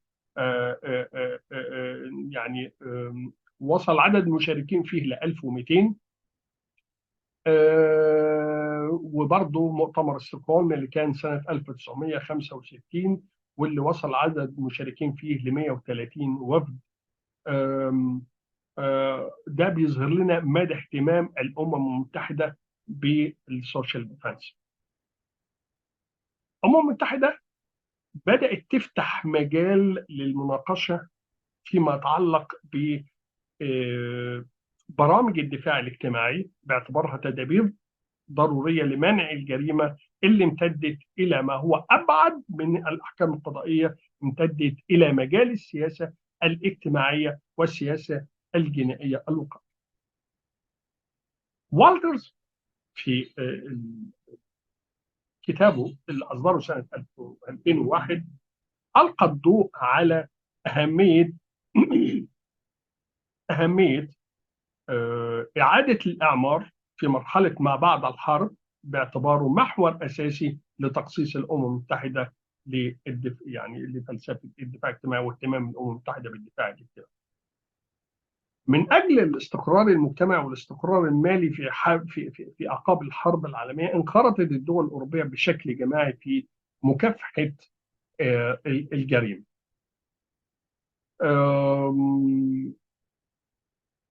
مارك أنسل أشار فيما أطلق عليه الدفاع الاجتماعي الجديد، قال يمكن أن احنا نحافظ بشكل عادل على التوازن الصحيح بين مبدأ سيادة القانون، عشان يعني كان يمكن الاتجاه في الدفاع الاجتماعي القديم انه الغاء الاجراءات القضائيه واستبدالها بالاجراءات المجتمعيه. فمارك انسل باعتباره راجل اكاديمي وكان دايما بيحاول يحافظ على العلاقه بين التدابير الاجتماعيه ومبدا سياده القانون، فقال لا، احنا يجب ان احنا نحافظ على بشكل عادل على التوازن بين مبدا سياده القانون اللي بينطبق على التدابير الوقائيه وعلى العقوبات، وان احنا ننشئ نظام للكرايم بريفنشن في اللي هو طبعا كرايم بريفنشن في مرحله ما قبل الجريمه، هي يعني ما قبل ارتكاب الجريمه، بحيث ان احنا نحد من خطوره ارتكاب الجرائم.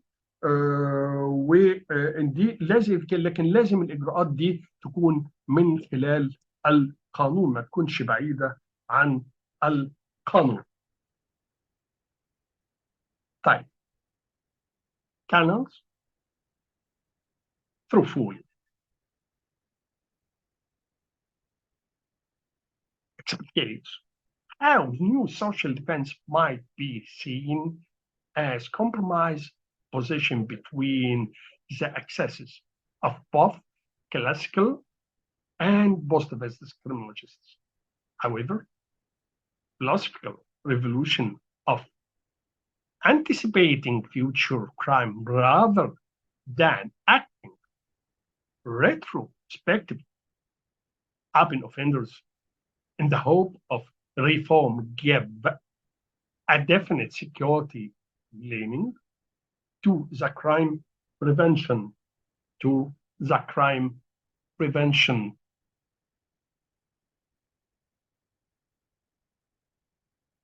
activities of international organization during the penal welfare area.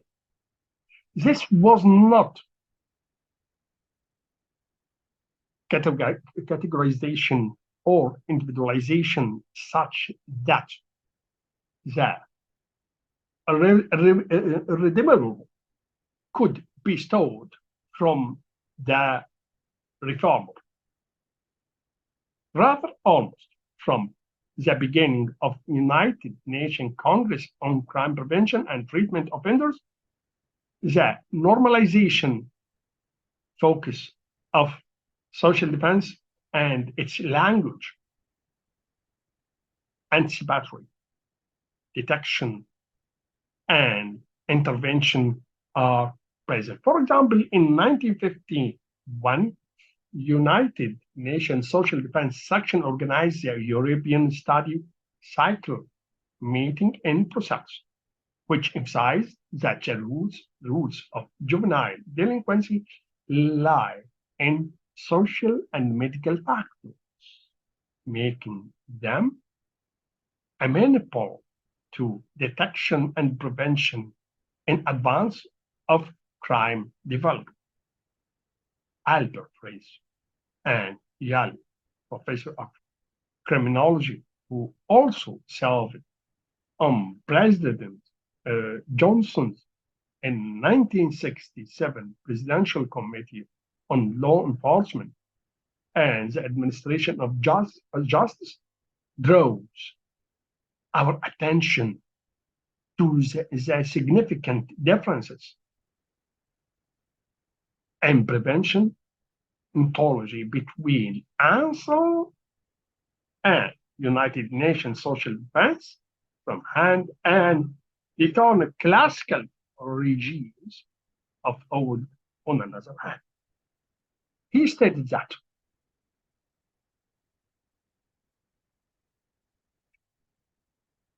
the core idea in a criminal justice system is that social protection or collective security is obtained by punishing offenders or by denying them their liberty in a free society to prevent their harming others on the future legally specific journeys or to deter others through fear of penalty, general deterrence.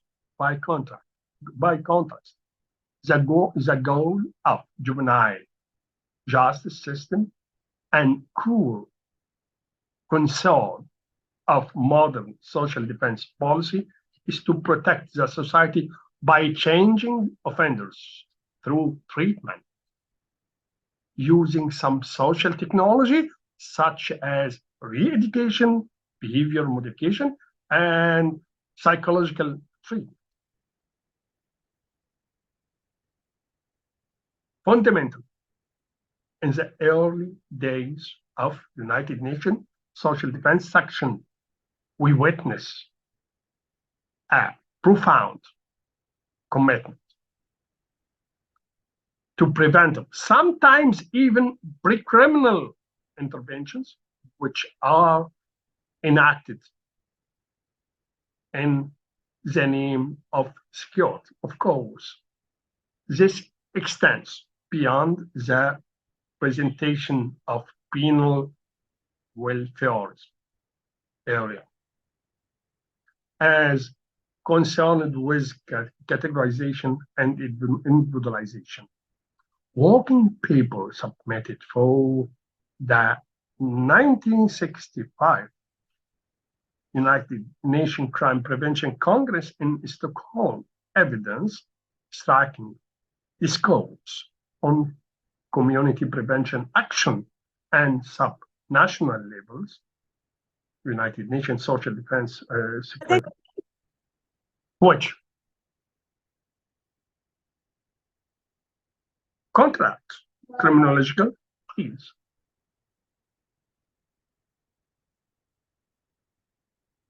Criminological thesis that community safety or crime prevention are associated with responsibilization of local and private actors during the new liberal era of penalty, rather than a recent shift of state centers to network governance, involving the governance of society through crime security nexus. Here's the United Nations Congress, which held in 1965, detected significant attention to partnership of local organizations through which pre-delinquency could be anticipated, identified, and reformed through preventive networks to move or the move to establish an international penal order with common standards of prisoners and common commitment to prevent war in the field of delinquency prevention was mirrored across the Atlantic with the founding of Council of Europe Committee on Crime Problems, which held in 1958.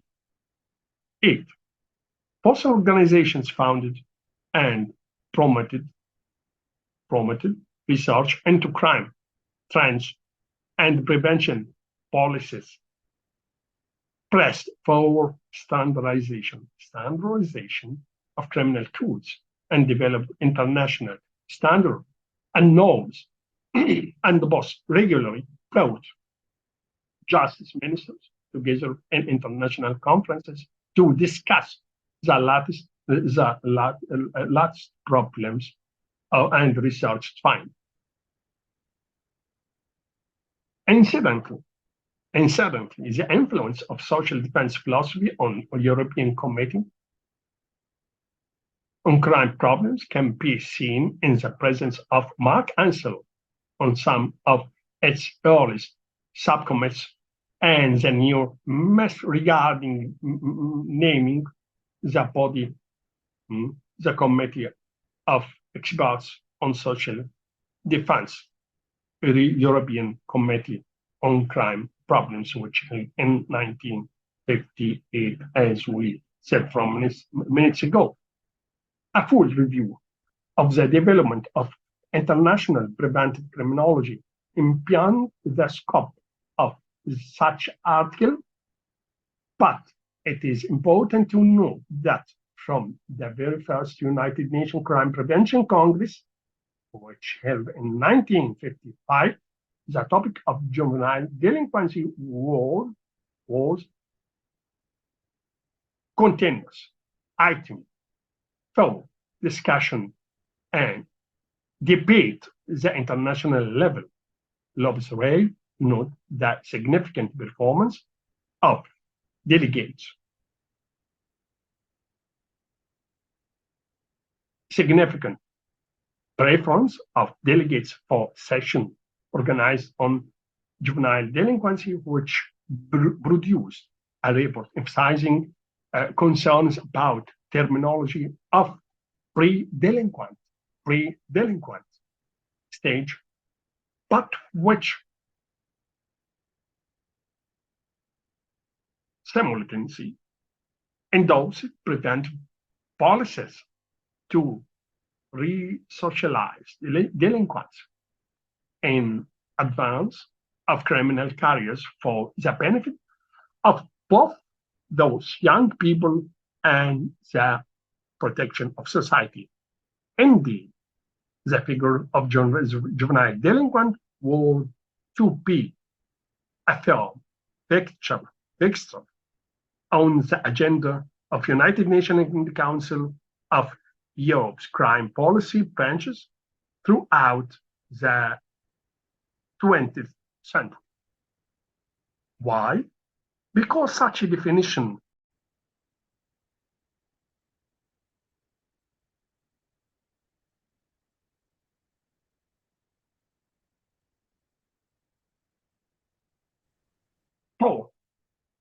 Indeed, the figure of juvenile delinquent was to be the fixture on the agenda of United Nations and the Council of Europe's crime policy branches throughout the 20th century. Why? Because the definition, by definition, the juvenile exists below the threshold of criminal responsibility. As such, states and international organizations frustrated the development of knowledge about preventive and anticipatory interventions through the figure of delinquent against whom criminalizing measures could not be performed. Could not be performed.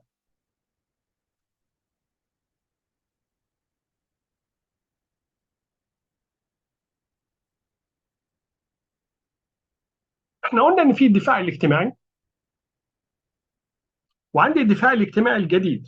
الدفاع الاجتماعي الجديد يعتبر موقف وسط بين الفكر الكلاسيكي والفكر الوضعي. فكر المدرسه الكلاسيكيه وفكر البوزيتيف ثيوري. ومع كده الثوره الفلسفيه المتمثله في عمليه ان احنا نتوقع الجريمه ونحط التريتمنت ميجرز او البريفنتيف ميجرز ليها، كانت المسيطره على السوشيال ديفense برنسبلز.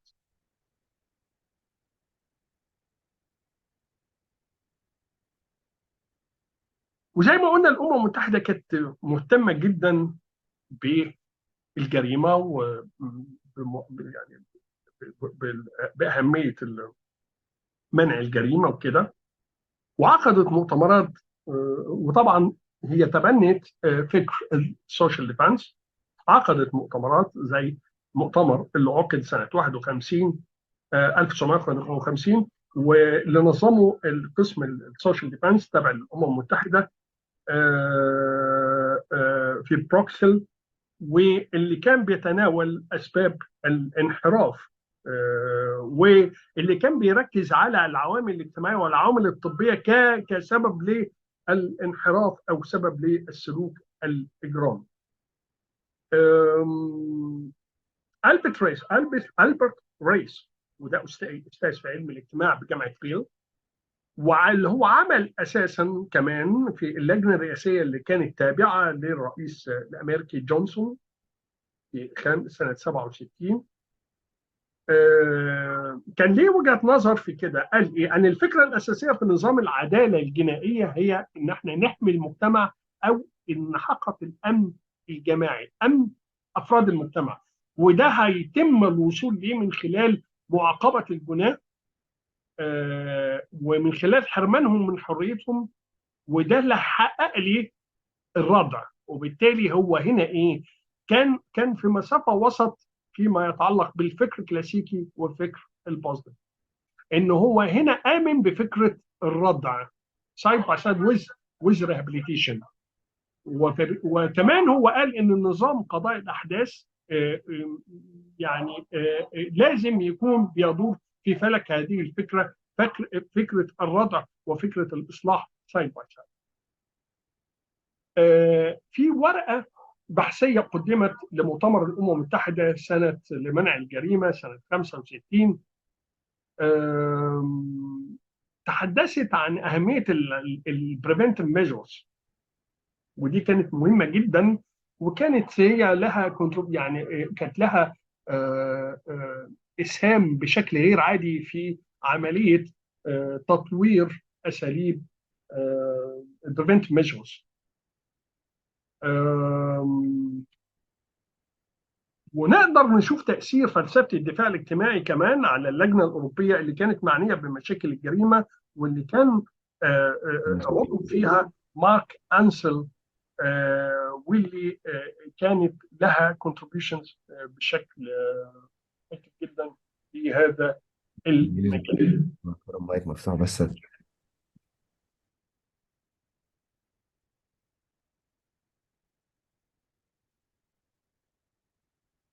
The figure of juvenile delinquent provided an opportunity to expand criminological field of governance.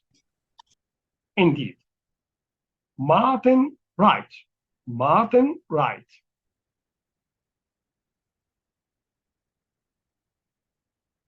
Martin Wright was a chair of Howard League of Penal Reform, attended the 1980 United Nations Crime Prevention Congress in Caracas, and made notes about the importance of drive from delegates to address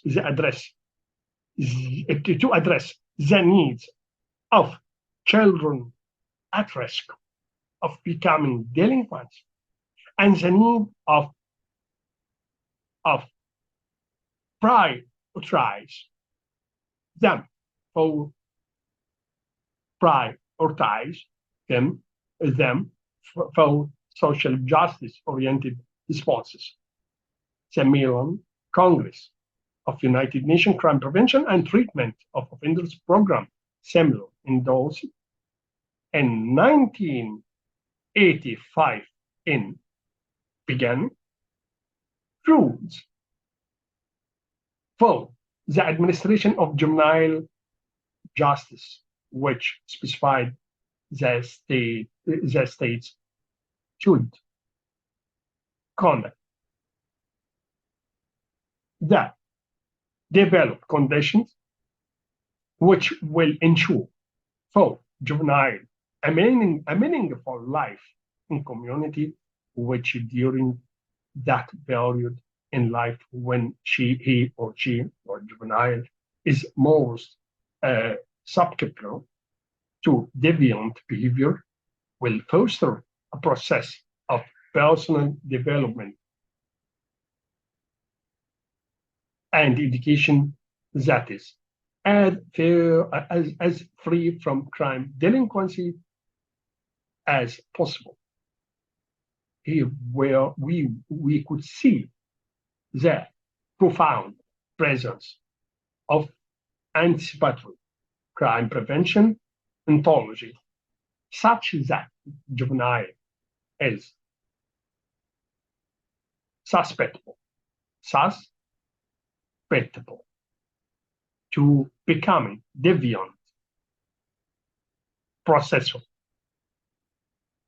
understanding of social environment, and the risk it possesses to young persons, which presents an international mandate for preventing intervention.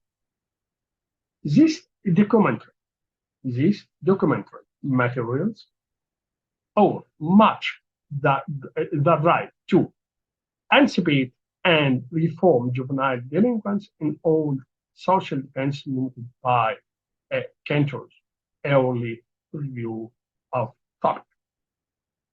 Central, the goal is to prevent crime of the future and reforming those subjects who are anticipated as at risk or high risk of becoming offenders. Cantor notes that this theme emerging as early as 1926 in Brussels International Congress of Penal Law, where after heated debate, delegates agreed the measures of punishment were unsuitable for certain types of offenders, including juvenile delinquents, and instead, non-punitive safety measures should be imposed for protection of society. Juvenile delinquency was also included on the very first program of activity from European Committee on Crime Problems and retained a continuous presence on the CDBC agenda. In 1959, CPDC undertook survey on juvenile delinquency measures enacted by member states and their proposals for such measures. Their understanding of post-war delinquency incorporates a wide range of sociological and economic and biomedical factors, presenting it as the result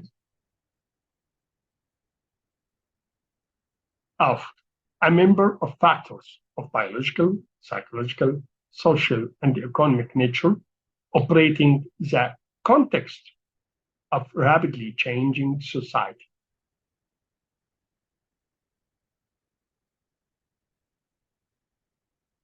And to consider that it reflects a certain inadequacy of society to adapt to new phenomena whose nature and effects are only imperfectly understood. Perhaps the most striking fact that the reports reveal is that an improvement in the economic situation doesn't necessarily lead to decrease in juvenile delinquency. On contrary, or on another hand, there are indications that high standard of living could create problems by itself with more moderate terms than those used in United Nations Crime Prevention Congress. The industrialization and modernization of societies was understood to have sociological effects, which pushed some certain young offenders into lives of crime. Central among those effects were the breakdown of the traditional family unit and neighborhood structure and increased individualization. But support for education and family could help states to work against this trend. The interest of international organization in juvenile delinquency is of crucial importance for understanding the history of prevention. Juvenile provided a way to rethink criminology away from traditional reliance on classical cause of adult individualized responsibility for crimes and retributive penalties. Juvenile is by definition not of legal age, but to be held fully responsible under law. كان اهتمام الدفاع الاجتماعي زي ما قلنا يا أولاد بتوفير أهمية توفير التدابير الوقائية، كمان أهمية المعاملة الإنسانية، كمان اهتم الدفاع الاجتماعي بانحراف الأحداث. وعقدت مؤتمرات كثيرة عقدها طبعا السكشن اوف كرايم بريفنشن تبع لليونايتد نيشن فيما يتعلق بجناح الأحداث وأسباب جناح أو انحراف الأحداث. واللي انتهت توصياتها إلى أهمية توفير الظروف اللي بتمكن أو بتخلي الحدث أو الطفل أو الأحداث عندهم حياة كريمة والتحول بينهم وبين الانحراف. و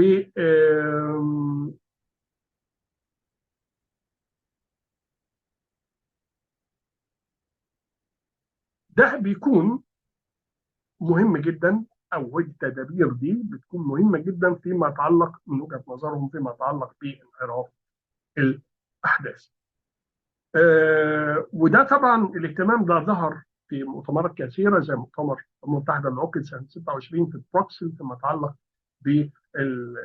بانحراف الاحداث، واللي انتهت نتائجه لاهميه تدابير أهمية توفير التدابير غير العقابية فيما يتعلق بانحراف الأحداث. وهي دي يمكن اللي أخذتها السياسة الجنائية في معظم الدول، بتتعامل مع انحراف الأحداث بشكل مختلف، بتتعامل بتدابير اجتماعية وتدابير وقائية أكثر منها تدابير عقابية. وده اللي خلى ان مثلا يعني زي ما عندنا كده بتشوفوا كان الحادثه بتاعت الولد اللي كان قتل صديق ليه وكان ما كملش 18 سنه، ما طبقش عليه عقوبه الاعدام. فده كان السبب في يرجع ل نتائج هذه التوصيات والمؤتمرات اللي انتهت الى ان الاحداث يجب ان احنا نعملهم بشكل مختلف، سواء فيما يتعلق بالتدابير او حتى لو هنوقع عليهم عقوبه، ففي عقوبات معينه لا توقع على الأحداث.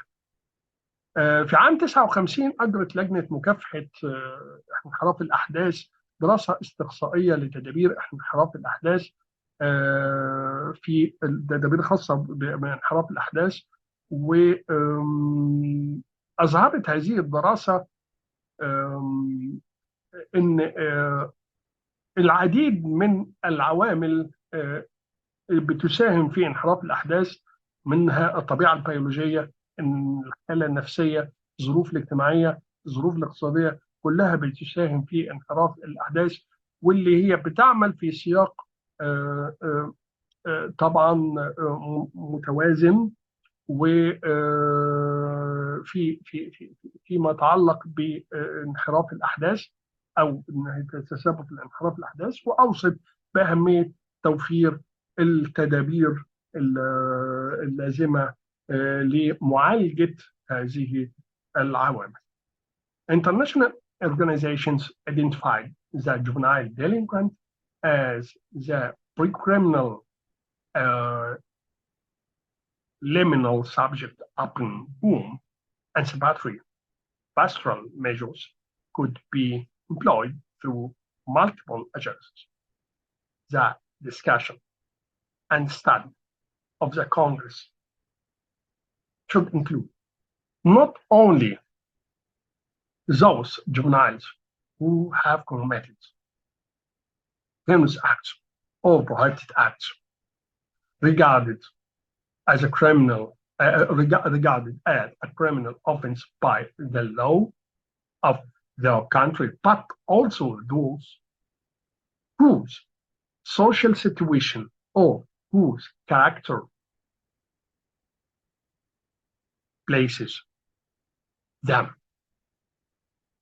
in a danger of committing such an act, or who are in need for care and protection. It was concluded that attention of such the section should be directed primarily to pre-delinquency.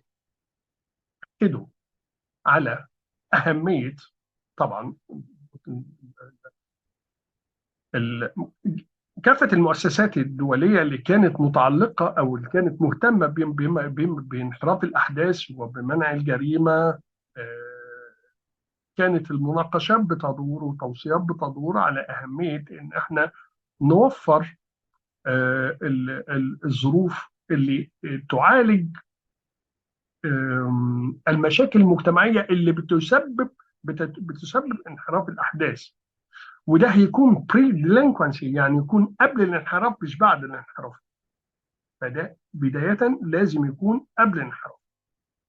Prevention of juvenile delinquency where no prior law violation had occurred. Participants taking account of what was being done towards prevention in their own countries should consider how preventive work might be developed in relation to 1. Community, 2. Family and school, 3. Social service, 4. Other agencies.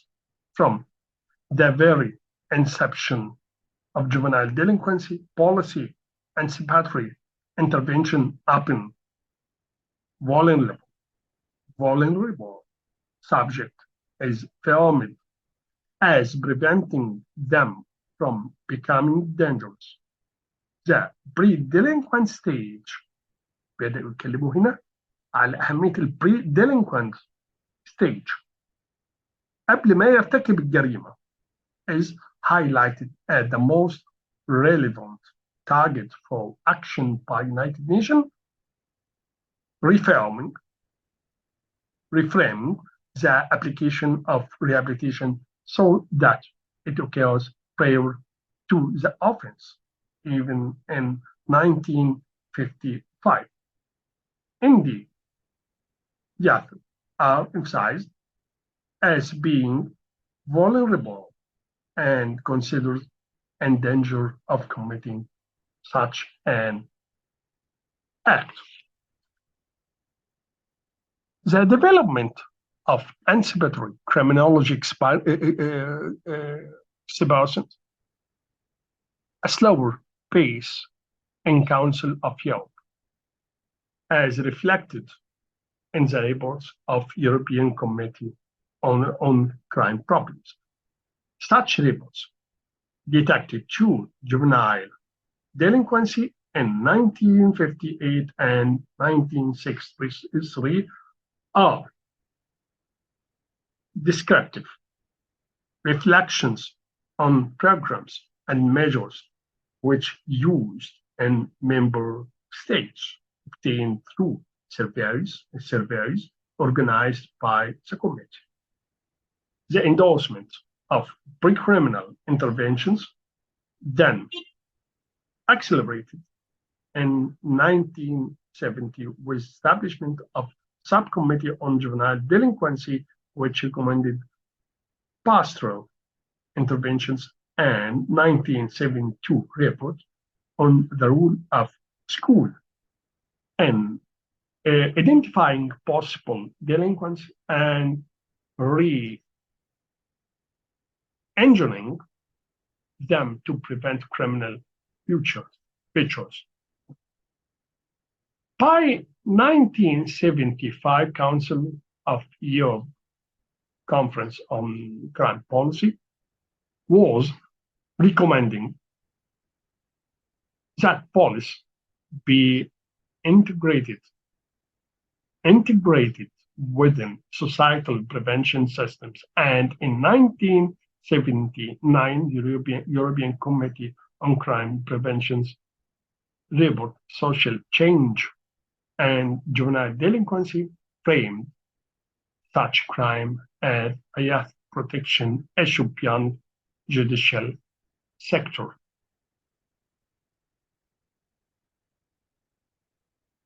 Here, children considered in danger, becoming delinquent, and requiring of community-based protection measures. But perhaps the most remarkable development in crime prevention, this cause of CDBC, the European Committee on Crime Prevention, came at the 1977 third criminological column. Mr. Henry Frem, a senior official at Interpol, provided his thoughts on necessity of designing pre-crime interventions extended beyond the field of juvenile delinquency to the detection of anyone in a danger pre-criminal crisis or pre-delinquent state. زي ما قلنا المنظمات الدولية مش بس اليونايتد نيشن، لا كمان كل المنظمات الدولية اللي كانت معنية بالجريمة اهتمت بالجونال ديلينكوانسي، اهتمت بجناح الأحداث أو بانحراف الأحداث. وعقدت مؤتمرات كثيرة اتأكدت أكدت على أهمية إن احنا نعمل في 3 دايمنشن فيما يتعلق بالميجرز: المجتمع والأسرة، المدرسة، الخدمات الاجتماعية الأخرى، الايجنسيز الأخرى، الوكالات الأخرى اللي معني. لازم التطوير، الريهابيليتيشن، يعني الديفلوبمنت والريهابيليتيشن، يشمل كل هذه العناصر. وبدأ يظهر حاجة عندي اسمها بري ديلينكوينسي، بري جوفينال ديلينكوينسي، مرحلة ما قبل جناح الأحداث، باعتبارها الهدف اللي أنا هشتغل عليه. ما استناش انحراف الحدث يحدث، لا، اشتغل على مرحلة ما قبل جناح الأحداث. ليه؟ لأن الأحداث غير البالغين، الأحداث دايما معرضين للخطر، لأن هم ما عندهمش المينتاليتي اللي تخليه يقدر يميز بين الخير والشر، فبالتالي هم أضعف من البالغ، وبالتالي هم محتاجين رعاية أكبر، ومحتاجين إجراءات أكثر وضوحا. okay؟ فبالتالي بدأوا يتكلموا على أهمية إن إحنا نشتغل على المرحلة دي، إن إحنا نشتغل على المرحلة دي. okay؟ عشان نمنع جناح الأحداث قبل ما يحصل، وخصوصا إن الفئة دي غير البالغين، دول محتاجين معاملة خاصة. يعني زي ما قلنا إن هم ما عندهمش المينتاليتي، ما عندهمش الفري ويل، ما عندهمش يعني ما عندهمش الاويرنس. فبالتالي انا مفروض هم من وجهة نظرهم ان احنا نشتغل على الناس دي ونوفر لهم، او نعالج العوامل اللي بتؤدي الى زياده الضعف ده وزياده الميل ده. اوكي، طيب. هنري فيرو، وده احد كبار المسؤولين في الانتربول، اشار فيما يتعلق بالنقطه دي ان انا لازم ابدا اشتغل على العوامل الاجتماعيه التي تساهم في اتجاه الاحداث للجريمه حتى قبل ان يرتكبوا الجريمه. He stated that whilst continuing to use a system of prevention after the offense on the ground that it might save limited number of individuals, limited number of juveniles from relapsing into crime. One is the to believe that one might make simultaneous use of methods of prevention before the offense, which could be applied by specialist branch of police. There are, particularly in some European countries, some satisfactory and breathworthy change in impression, but although they are sometimes very worthwhile, they apply to isolate fields or particular aspects of delinquency. One should honestly recognize that there is a need for something to be done in the field, in such a field, in such area, in such a zone, and that our proposal would substitute properly organized pre-crime prevention policy to the after the event policy which has been the rule so far.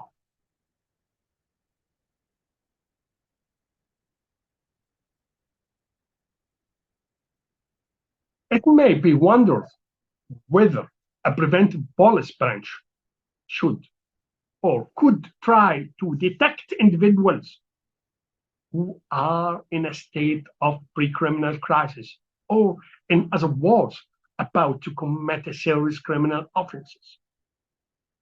This state is usually described as dangerous pre-delinquent state.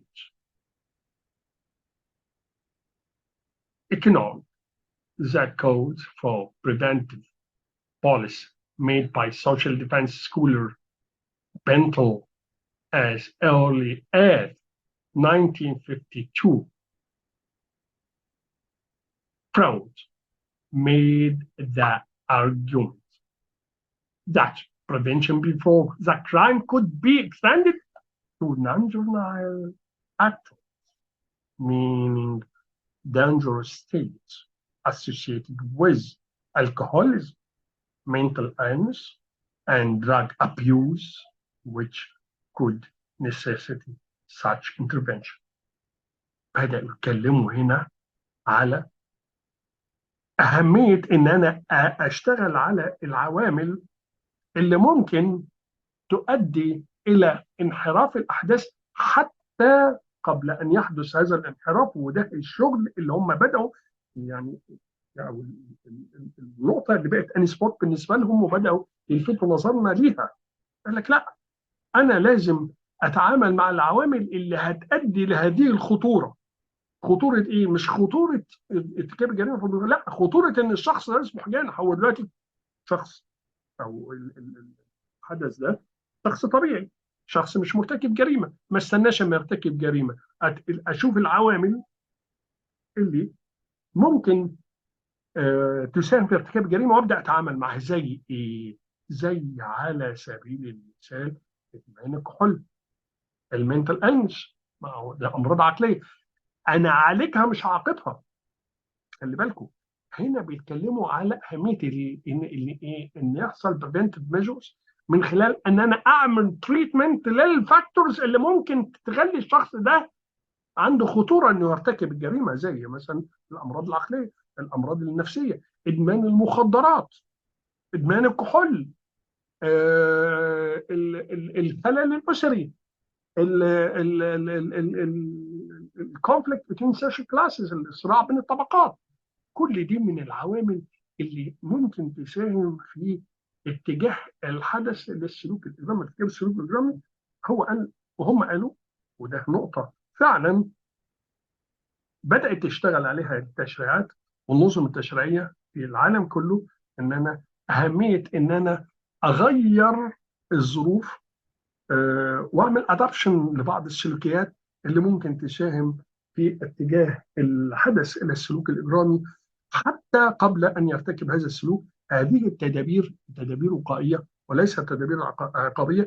وده يمكن حد سالني منكم الميكانيستيك ميجرز والبريفنتيف ميجرز. البريفنتيف ميجرز عشان وركزوا في النقطه دي يا اولاد لان دي مهمه جدا. البريفنتيف ميجرز العوامل اللي هي ممكن تؤدي الى ارتكاب السلوك الاجرامي، زي ادمان الكحول، ادمان المخدرات، المنتال انس،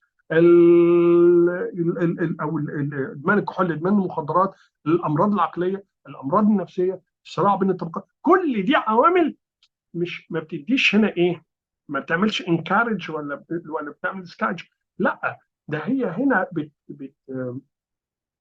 ده هنا هي عوامل لو سبناها ما عالجناهاش بتؤدي الى ارتكاب الجريمه، عكس الميكانيستيك ميجرز دي. اما بتتعامل مع الاوبجكتس اللي هي محتمل انه تستخدم في ارتكاب الجريمه، وهي دي برضو ملمسه مع البريفنتيف. اوكي، بحط لها بخليه في هنا لايسنس، بخلي هنا في لايسنس ليها. اوكي، او الظروف اللي ممكن تشجع الفرد الى ارتكاب الجريمه، زي الداركنس اللي موجوده في الستريت مثلا، ستريت اللوكس اب دورز. اوكي، طيب. um,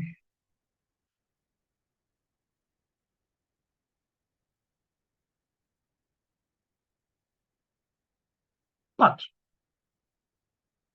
he remained disappointment that criminological research had been unable to identify other features which would identify pre-delinquent states and enable the police to intervene. To intervene.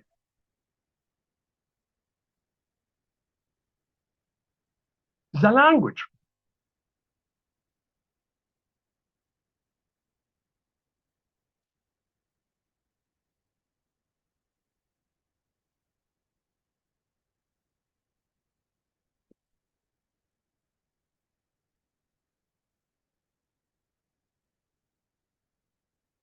used by fraud intents that dangerous states suggest that such person, such juvenile, is not fully responsible for their action, and that preemptive intervention can rightly be staged by police, police to protect society and individual at risk of becoming dangerous. Fraud, preventive force never can be pure in name. However, European states did develop their crime prevention agents through community policing and community safety program from the mid 1980s onwards. Throughout international discourse on juvenile delinquency in the 20th century, we witness the continued presence of anticipatory criminology from turmoil of the old social defense era through human rights centered new social defense endorsed and pursued by United Nations and Council of Europe. Juvenile delinquency become a prominent topic for United Nations side by side with and also Council of Europe because a youthful subject allowed penal policy to expand traditional remit of criminal responsibility no longer were policymakers and researchers limited to the topics of rehabilitating offenders, standardizing international practice important through this. Well, the business of youth in the United Nations Council of Europe's work on crime, juvenile delinquent was simultaneously deviant and disordered, but also vulnerable and not yet criminal by virtue of their age. Here, prevention.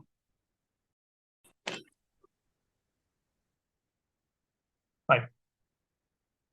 ومن ضمن التوصيات اللي هم اشاروا ليها ان احنا، ودي كانت نقطة مهمة جدا في تعديل مش بس وظيفة الشرطة أو تغيير النظرة لوظيفة الشرطة، ولكن تعديل النصوص سواء المتعلقة بالقوانين الشرطية والواجبات الشرطة في قوانين الشرطة زي قانون 109 سنة 71 عندنا خاص بهيئة الشرطة، ولكن كمان في الدساتير.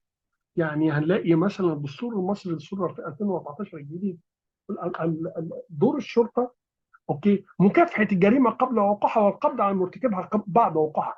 اصبح هنا دور وقائي للشرطه ساهمت في هذه او كان الفضل فيه يرجع لربنا سبحانه وتعالى ثم للدراسات ونتائج الدراسات والكونتريبيوشنز بتاع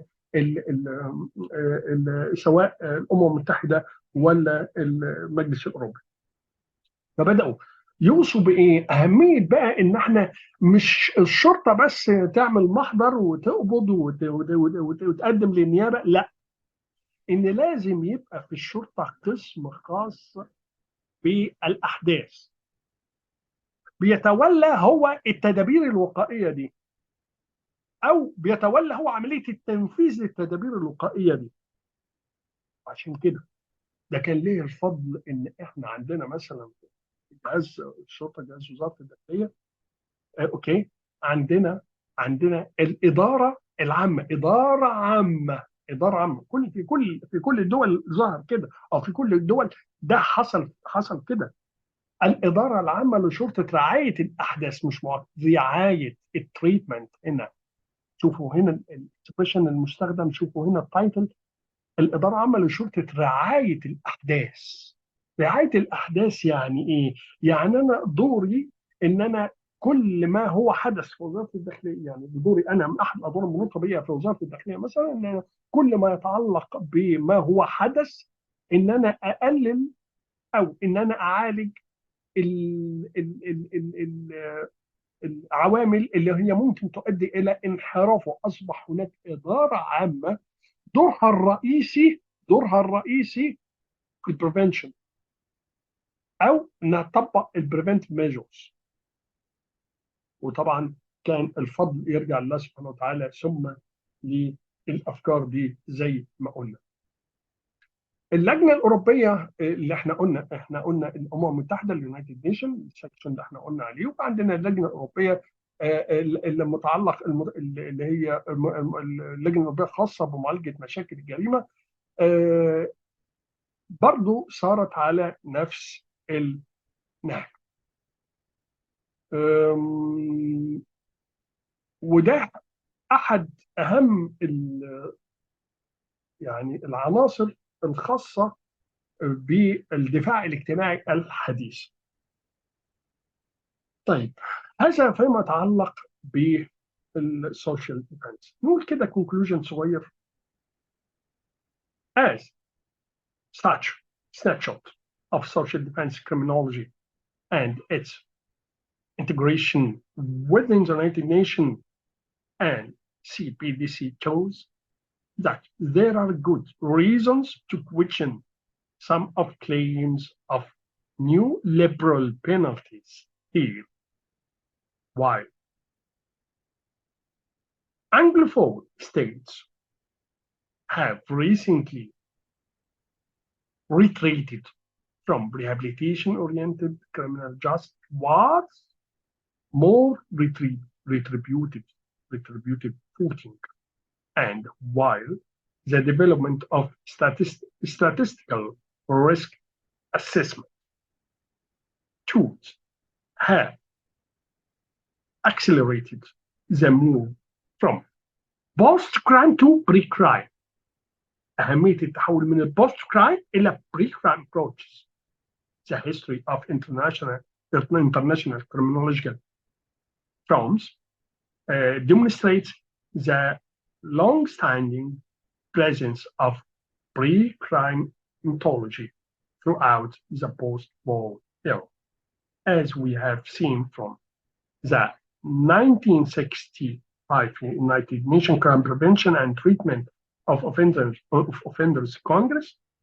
This extended to significant discussions and research into local crime prevention, partnership, and the type of responsibilization of non-state actors for criminal justice, which we have been told don't appear until the new liberal area under conditions of welfare retreat. This reveals a nexus between local crime prevention structures and continental Europe and amplification of their practice and ontology by international crime policy working groups. So, while international fora could not enact criminal justice policy in the manner of the state, they did collect information about local practice, refine the theorization, theorization of pre-crime measures, and then disseminate them to wider audience of national delegates. The adoption of social defense philosophy by Mark Ansel was oriented towards more human penal policy, but it carried over the revolutionary reorientation of criminal justice as security oriented and tailored towards the prevention of future crimes. There is thus a long history of prevention oriented around the pre-impression and intervention upon potential offenders, which extends far beyond the characterization of early mid 20th century as an era of penal welfare. Crime prevention for at the international level fundamentally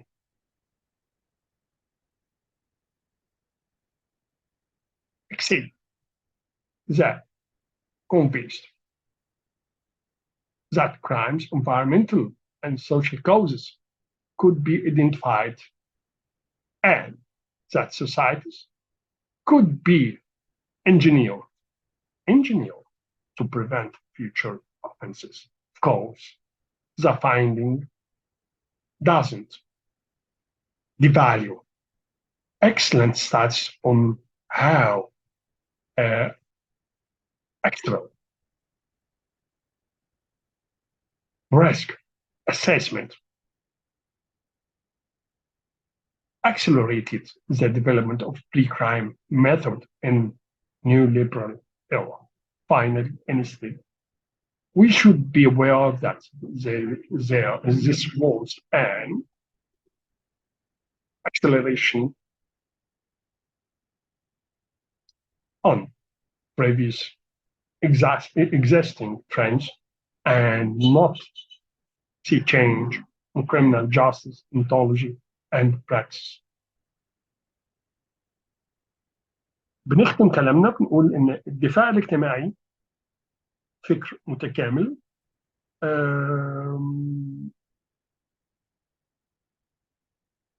تبنته الامم المتحده. الدول الناطقه باللغه الانجليزيه تراجعت في الفتره الاخيره عن فكره العداله الجنائيه الموجهه نحو اعاده التاهيل. تراجعت عن الفكره دي.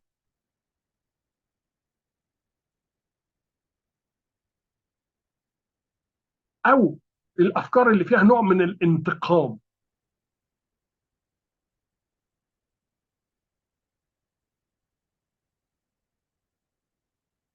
بينما ادى تطوير ادوات تقييم المخاطر الاحصائيه الى التعجيل بالانتقال الى نهج ما بعد الجريمه، الى من نهج المرحله التاليه الجريمه الى المرحله السابقه للجريمه. فبدا الاهتمام ينصب على مرحله ما قبل الجريمه مش مرحله ما بعد الجريمه. هذا فيما يتعلق بالسوشيال ديفense ثوري او السوشيال ديفense برنسبلز. في حاجه